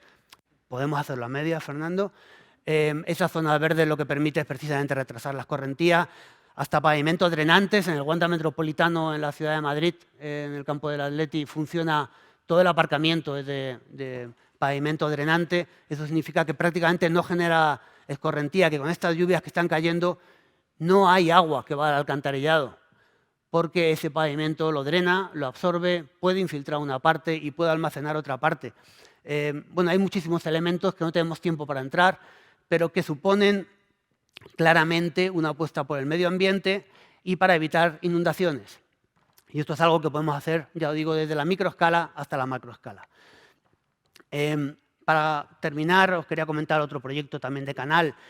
Todas estas técnicas se llevan utilizando, en España estamos, no voy a decir empezando, pero bueno, no somos de los más avanzados todavía. Madrid sí que está apostando por estas TEDUS. Ha habido alguna otra ciudad en España que también.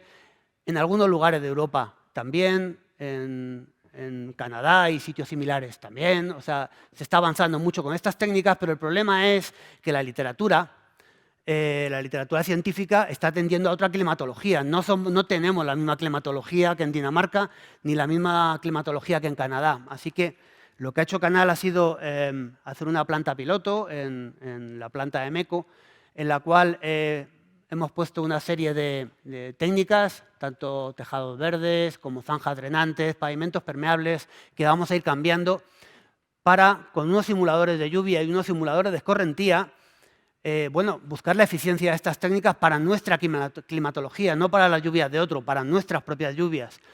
Este es un laboratorio grande al aire libre, que ya hay otra gente en Europa interesada en utilizar, porque podemos simular cualquier lluvia y cualquier escorrentía y cualquier contaminación, tanto de lluvia como de escorrentía.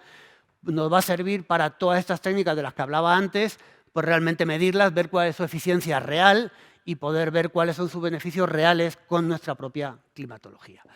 Y este es el QR que decía antes Jaime Flores, con nuestro cuaderno de cambio climático de Canal, por si queréis verlo. Y eso era todo. Gracias.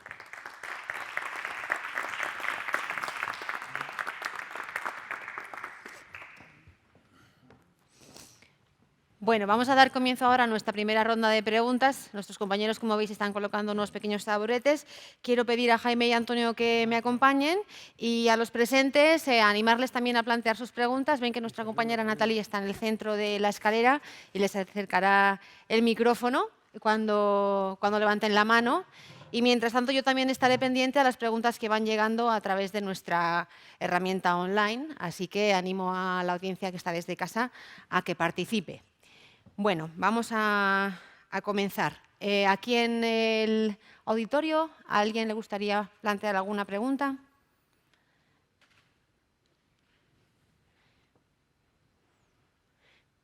Bueno, ¿has terminado? Bueno, tengo yo aquí algunas que ya tengo seleccionadas. Vamos a ver. Preguntan, ¿cuáles son algunas de las principales novedades vinculadas al agua que podremos ver en los próximos años en materia de adaptación al cambio climático? Pues Antonio nos ha enseñado unas cuantas, ¿no? Yo creo que la extensión de las técnicas de drenaje urbano sostenible va a ser el fuerte en estos próximos años.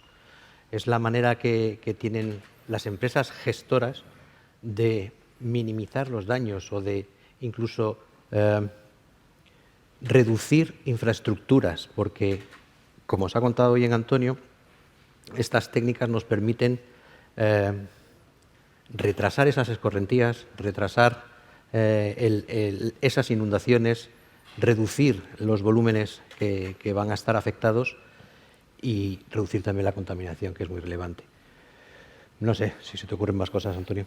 Bueno, yo creo que esa es la apuesta principal, es por las técnicas de drenaje urbano sostenible, pero también hay mucho por avanzar en cuanto al tratamiento de los vertidos en tiempo de lluvia. Por ejemplo, estas lluvias van a provocar más vertidos, como decía, por lo tanto va a haber que tratarlos no solamente en depuradoras, que tienen un tratamiento más normal y más habitual a lo largo de 24 horas del día, sino estas lluvias, en tiempo de lluvia, estos vertidos, va a haber que investigar bastante en cómo tratar estos episodios extremos, digamos.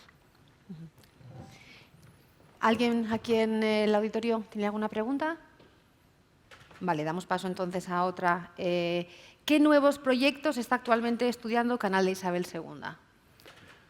Bueno, yo creo que hemos mencionado unos cuantos. Aquí hemos mencionado 4, pero también la consejera ha mencionado algunas cosas, como la inteligencia artificial aplicada a la inspección de alcantarillado no visitable, los drones autónomos también para la inspección de colectores grandes. En Madrid tenemos colectores de hasta 6,5 metros, colectores que son difíciles de visitar y con los drones lo podemos hacer.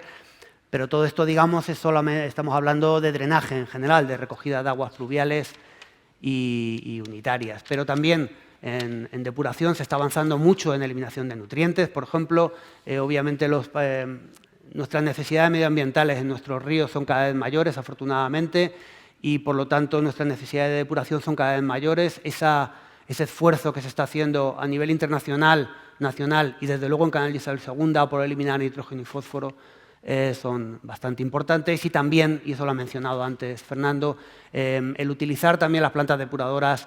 Antes eran un elemento en el cual eliminábamos lo que había en el alcantarillado para verterlo y gastábamos muchísima energía.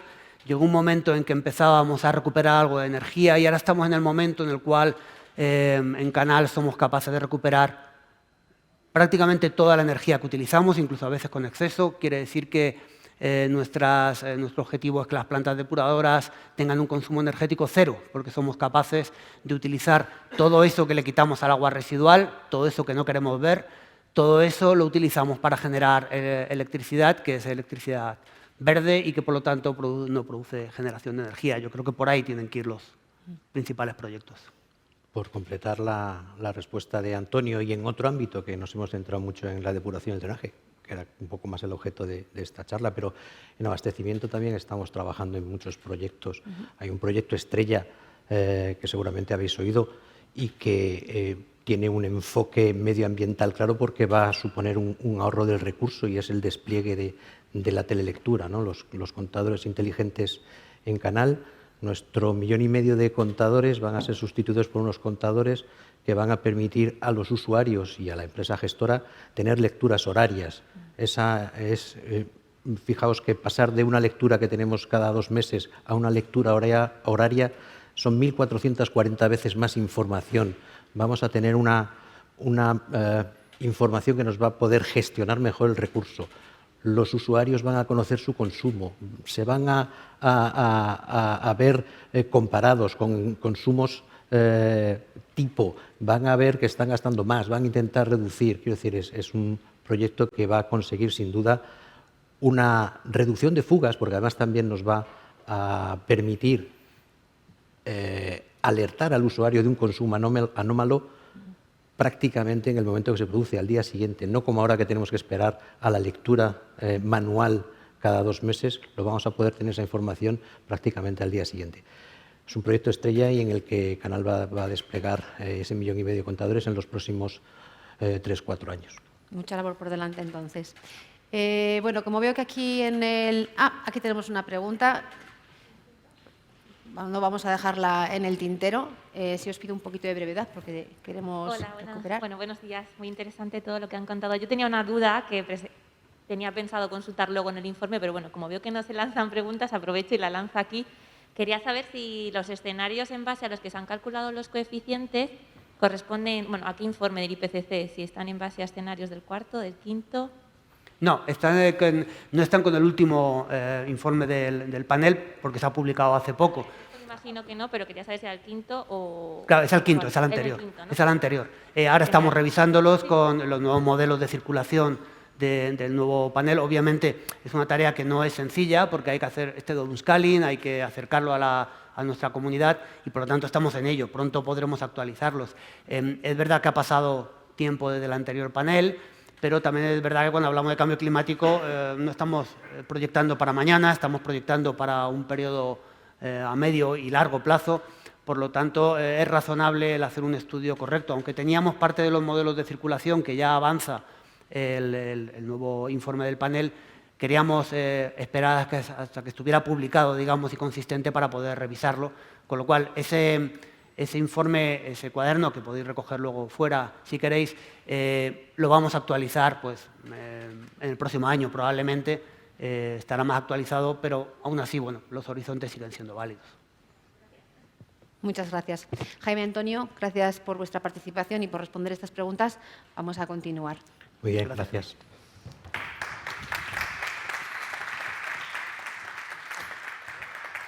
Bueno, ahora sí, ha llegado el momento de presentar el estudio Identificación de tecnologías y soluciones innovadoras de adaptación al cambio climático, realizado por la Fundación Eurecat para la Fundación Canal, con la colaboración de Canal de Isabel II, en el que se señalan más de 120 estrategias y soluciones específicas para áreas tan diferentes como el agua, la agricultura, el urbanismo y la edificación, la salud y los sistemas de alerta temprana. Con esta publicación, Fundación Canal proporciona un documento de divulgación y consulta para administraciones locales y regionales, empresas y también particulares interesados en descubrir soluciones innovadoras de adaptación al cambio climático, disciplina que, como hemos comentado, es muy importante asumir en conjunción, en paralelo con la reducción de emisiones de gases de efecto invernadero. Les recuerdo nuevamente a nuestra audiencia en casa que tiene la herramienta a su disposición para hacer preguntas, ya que tras la intervención sobre la presentación del estudio volveremos a realizar una ronda de preguntas y respuestas. Y ahora sí vamos a dar la bienvenida al escenario a Laura Del Val, investigadora avanzada en la Unidad de Agua, Aire y Suelo de Fundación Eurecat. Bienvenida, Laura.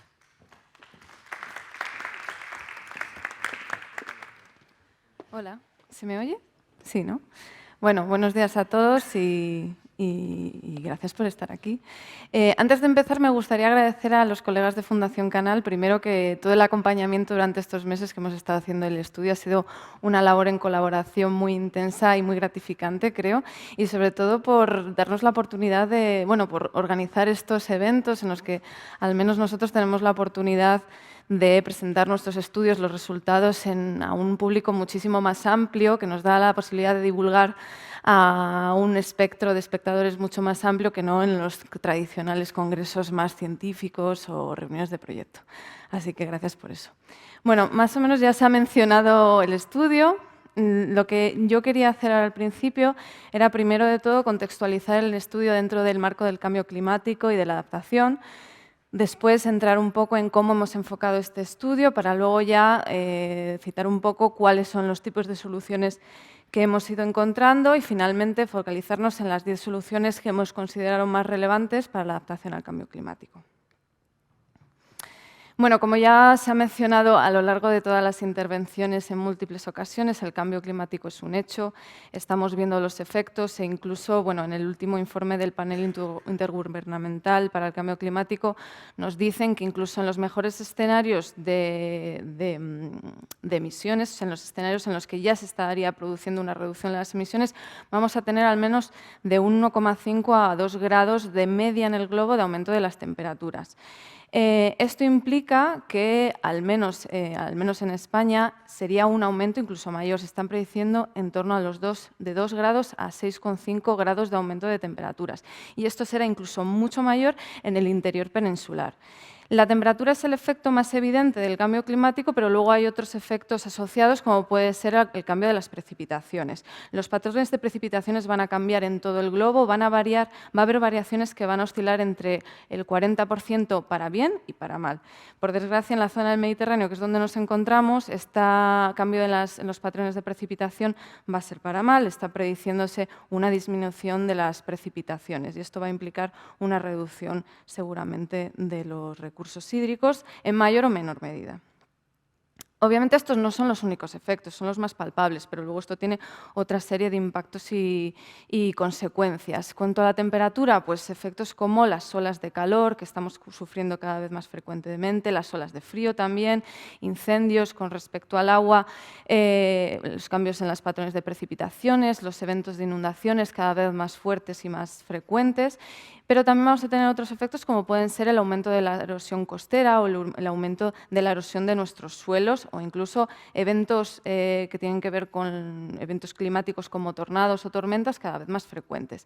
Es necesario en este contexto, sobre todo a la hora de tomar medidas de adaptación, diferenciar entre aquellos impactos de tipo crónico y aquellos impactos de tipo agudo. Los crónicos son aquellos que van a tener un efecto más a largo plazo, que vamos a ver un aumento continuado y cada vez más palpable en todos los sectores de nuestra economía y de nuestra vida, como son pues, el aumento de las temperaturas, los cambios de precipitaciones, etcétera, etcétera.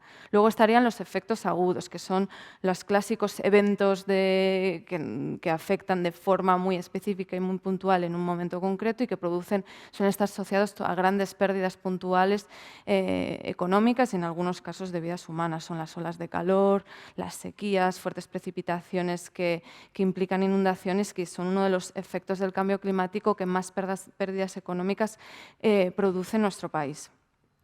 Todos estos impactos van a afectar en mayor o menor medida a todos los ámbitos de nuestra sociedad y sectores de nuestra economía, desde la agricultura y la ganadería, pasando por industria, sector servicios, turismo, energía, sector financiero, salud y sobre todo a la disponibilidad del agua, también a la conservación de nuestro patrimonio natural y biodiversidad y a cómo nosotros vivimos en los ambientes urbanos o incluso en nuestras casas.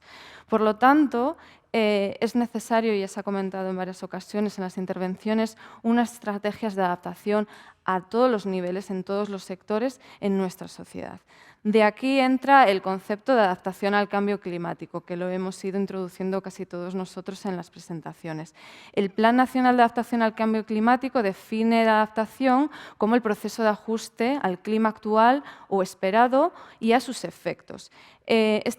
Os pongo un ejemplo de adaptación. Este es el clásico caso del interior peninsular, por desgracia, en el que se producen todos los años múltiples inundaciones en diferentes partes de la península. Esta es una fotografía de los Alcázares, en el que posteriormente se implantaron unas medidas de adaptación, que en este caso fueron unas vallas que se elevan de forma temporal para al menos amortiguar el efecto, el impacto de estas inundaciones que de alguna manera este núcleo poblacional se tiene que adaptar de forma obligatoria porque va a ser una dinámica que están viendo en aumento y que va a seguir en aumento. Este es un ejemplo de adaptación.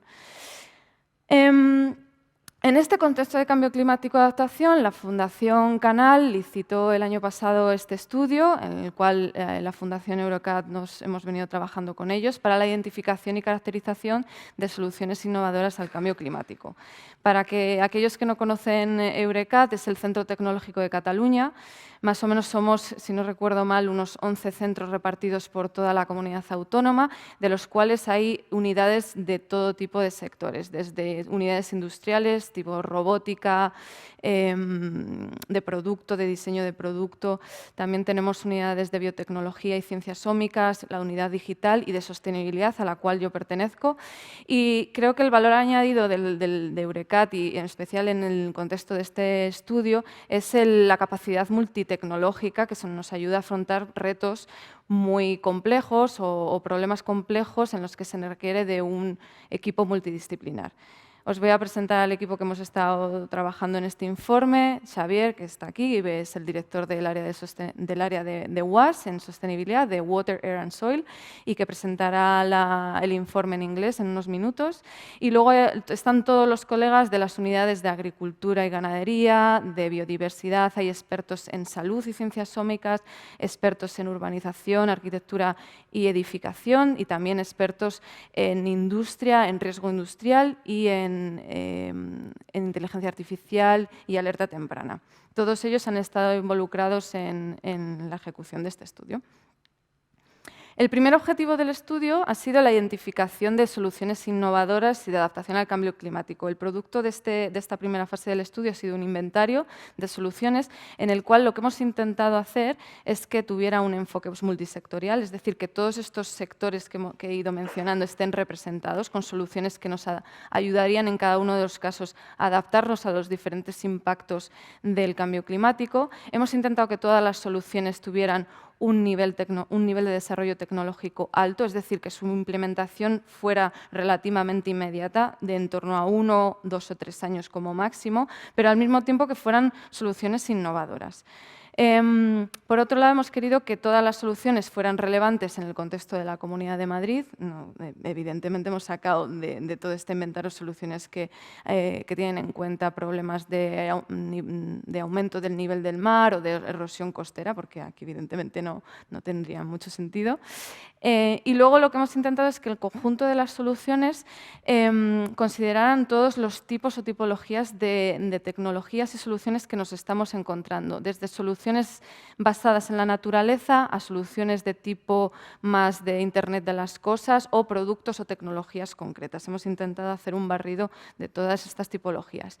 También, por otro lado, hemos intentado buscar soluciones que fueran representativas también de todas las soluciones de adaptación al cambio climático que son relevantes para la adaptación. Es decir, que en algunos casos hemos también querido incluir soluciones menos innovadoras, más tradicionales, pero que por su importancia para la contribución a la adaptación al cambio climático hemos considerado necesarias que estuvieran presentes en este inventario.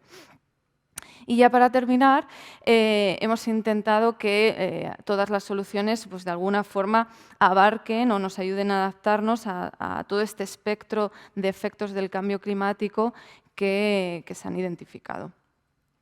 El resultado de esta primera fase ha sido un inventario que ha sido revisado y comentado por un panel de expertos externos que abarca todos los sectores de los que estamos hablando. Solo por mencionarles, está Christos Macrópulos, de la Universidad Técnica Nacional de Atenas, la doctora Raquel Iglesias, del CIEMAT, el doctor Robert Sabé, que es investigador emérito del IRTA, la doctora Madalena González, que es profesora de urbanismo en la UPC, José María Ordóñez, que ha trabajado durante muchísimos años en la Dirección General de Salud Pública de la Comunidad de Madrid y que es también profesor de la Universidad Francisco de Vitoria, el profesor Xavier Belles, que es profesor investigador del CSIC y también director del Instituto de Biología Evolutiva del CSIC, el doctor Diego Irribarren, del IMEDEA, Francisco Espejo, que es subdirector de Estudios y Relaciones Internacionales del Consorcio de Compensación de Seguros. También ha estado Cristina Rivero colaborando con nosotros, que es la directora del Departamento de Industria de Energía, Medio Ambiente y Clima de la COE, y finalmente Marcelo Tarani, que es experto internacional en sostenibilidad y adaptación al cambio climático del sector turístico y hostelero. Todos ellos nos han comentado sobre este inventario y en algunos casos nos han sugerido soluciones que a priori no habíamos nosotros tenido en cuenta.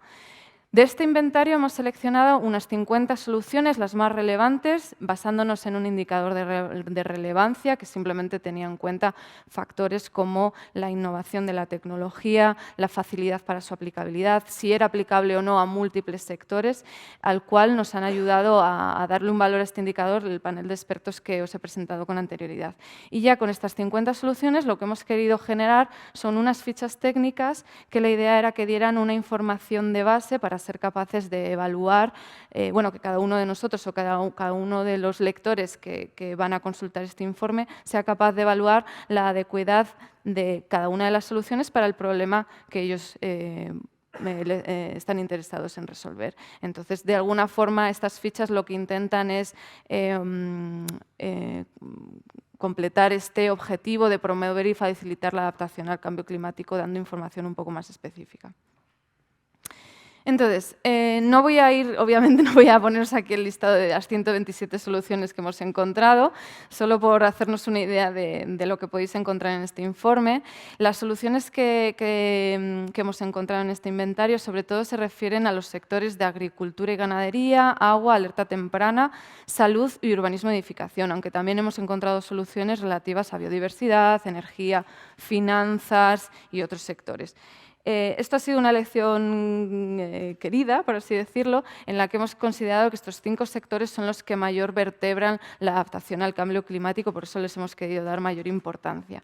Como veis, hay soluciones de todo tipo, desde las soluciones de gobernanza y estrategia, que son las más frecuentes, obviamente, en el sector de finanzas y aseguradoras, hasta soluciones basadas en la naturaleza, que suelen ser las más frecuentes en los sectores que tienen en cuenta más la naturaleza o la biofísica, como son la agricultura y la ganadería, el agua, la biodiversidad y el urbanismo y la edificación, es lo natural. Y luego también, una de las cosas que nos hemos encontrado muy habitualmente, y creo que es una tendencia, son las soluciones de tipo de tecnologías de la información, de gestiones de la información. Son soluciones que cada vez vemos más proyectos que como mínimo integran algún tipo de asimilación de datos o de forma de toma de decisiones de forma automática. Y es más, son soluciones que están muy distribuidas transversalmente en todos los sectores de la economía y algunas áreas de la sociedad. Esta es un poco en idea general la tipología de soluciones que nos encontramos y solo para que os hagáis una idea, este gráfico simplemente lo que intenta representar son los tipos de efectos del cambio climático. Esto es una lista que no nos la hemos inventado, viene de un informe reciente de la Comisión Europea de Taxonomía, de impactos y estrategias de adaptación al cambio climático. Y dentro de todos los efectos del cambio climático que ellos identifican, prácticamente casi todas las soluciones tienen en cuenta al menos el impacto relativo a cambio de temperaturas, inundaciones y estrés hídrico, que precisamente son los 3 impactos que más encontramos en nuestro interior peninsular. Así como conclusión, lo que hemos visto investigando, haciendo esta recopilación de soluciones, es que tenemos soluciones de muchos tipos. Hay una tendencia a 2 tipos de soluciones, sobre todo las basadas en la naturaleza, sobre todo en los sectores estos biofísicos de agricultura o incluso en urbanismo, pero también hay una tendencia muy fuerte al sector de Internet de las cosas o del uso de información. Son 2 tendencias que estamos viendo cada vez más presentes en las soluciones y en los proyectos de adaptación que se están llevando a cabo en la actualidad. Y luego, ya solo por cerrar, lo que sí que podemos ver, y espero que haya quedado patente a lo largo de la presentación, es que el sector del agua, el área del agua, está muy presente transversalmente en prácticamente todos los sectores. La mayor parte de soluciones que nos encontramos, pese a que se focalizan, puede ser en el sector industrial o incluso en el sector turístico o financiero, normalmente tienen en cuenta de alguna forma o en algún aspecto de su implementación el agua. Si no viene a ser por la gestión del propio recurso, suele ser por un aumento en la eficiencia del recurso, del uso o del cierre de este ciclo circular, como por ejemplo en el caso de los polígonos industriales, como ejemplo que os había puesto. Y nada más, creo que esta tarde estará disponible el informe y espero que lo descarguéis y os lo leáis. Y cualquier duda que tengáis, aparte de ahora la sesión de preguntas, nos podéis escribir a mí personalmente al email corporativo de Eurecat. Nos podéis también seguir en Twitter, donde estaremos poniendo resultados de otros proyectos también similares de adaptación, y en nuestra página web. Muchas gracias.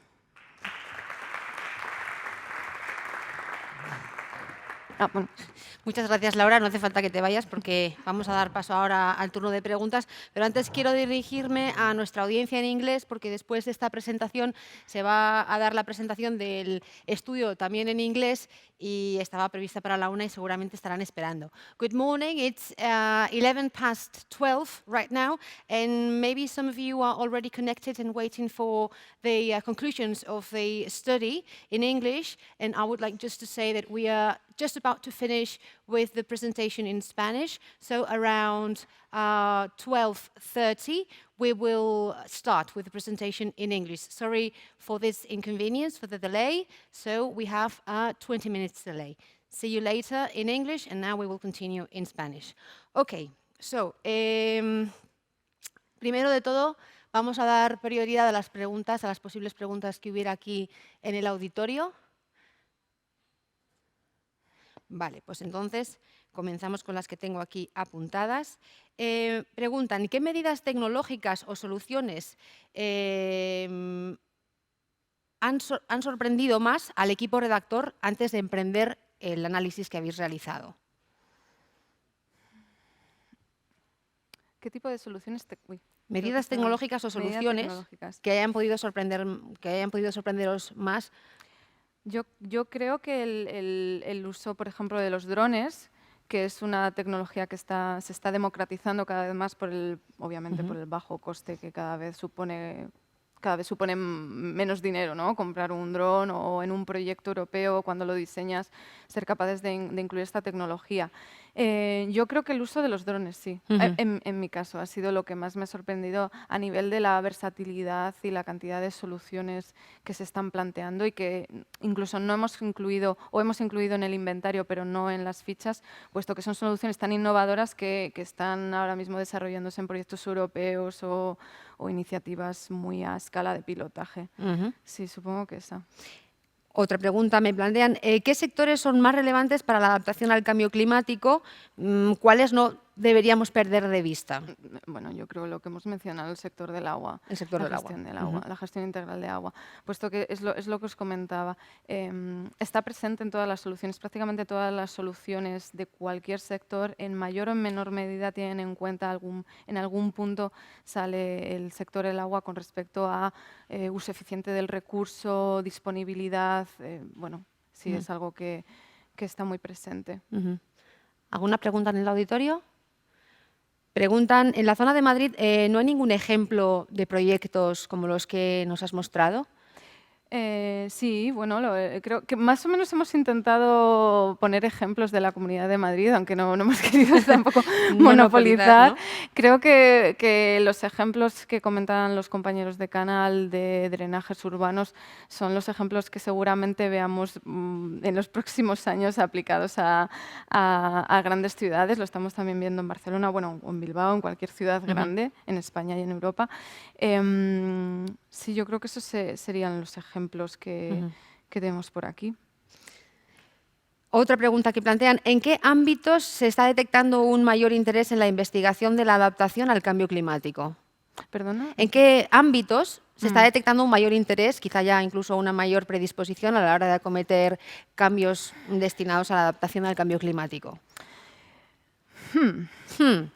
Yo creo que un sector que a mí me ha sorprendido, no sé si es porque me pilla más lejos, pero en el sector de aseguradoras y financiero es un sector que creo que se está adaptando más rápido de lo que a lo mejor percibimos. De hecho, bueno, tuve la fortuna de colaborar con el consorcio, al menos en la parte de revisión de las soluciones, y tuvimos el consorcio de compensación de seguros, me refiero, y tuvimos conversaciones muy interesantes de proyectos que ellos están llevando a cabo a nivel no solo predictivo de las pérdidas en todo el territorio, pero también de identificación de puntos calientes de adaptación en los que ya se están detectando muchísimas pérdidas, y ellos, bueno, como tienen esta visión global de todo lo que ocurre, son capaces de identificar. Y es un sector que creo que se está adaptando, o al menos está intentando adaptarse muy rápidamente. Y luego, obviamente, sectores como el agrícola, en el que bueno, tienen los efectos del cambio climático son directos, ¿no? El aumento de las temperaturas,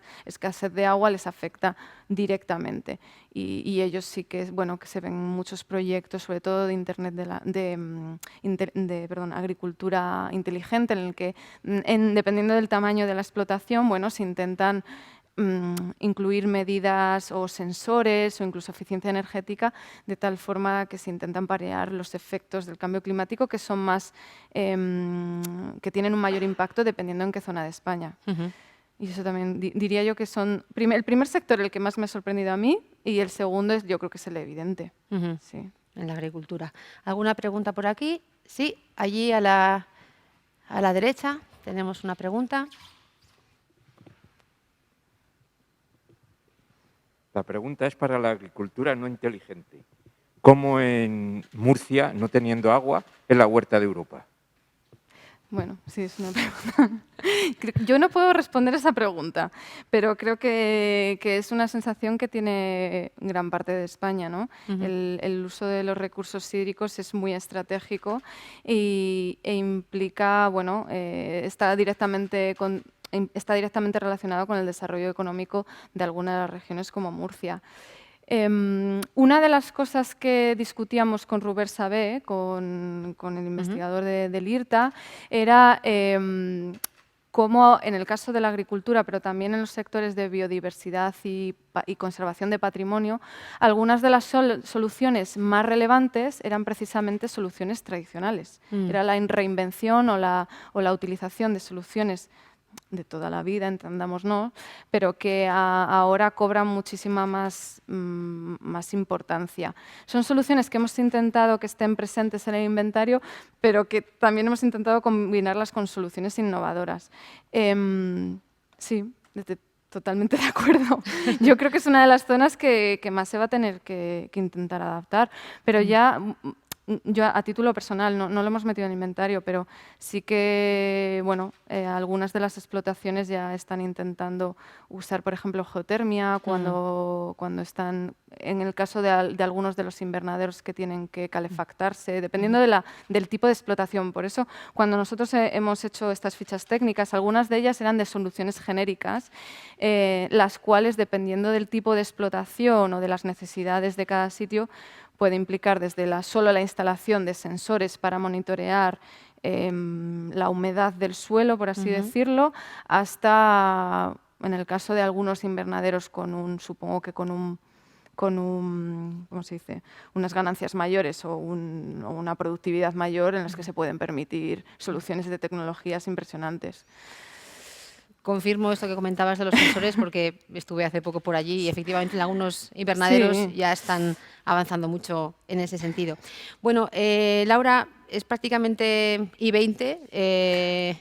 Quiero agradecerte tu presencia hoy, la presentación del estudio que has realizado. Vamos a dar por concluida la jornada para poder continuar más tarde con el evento en inglés.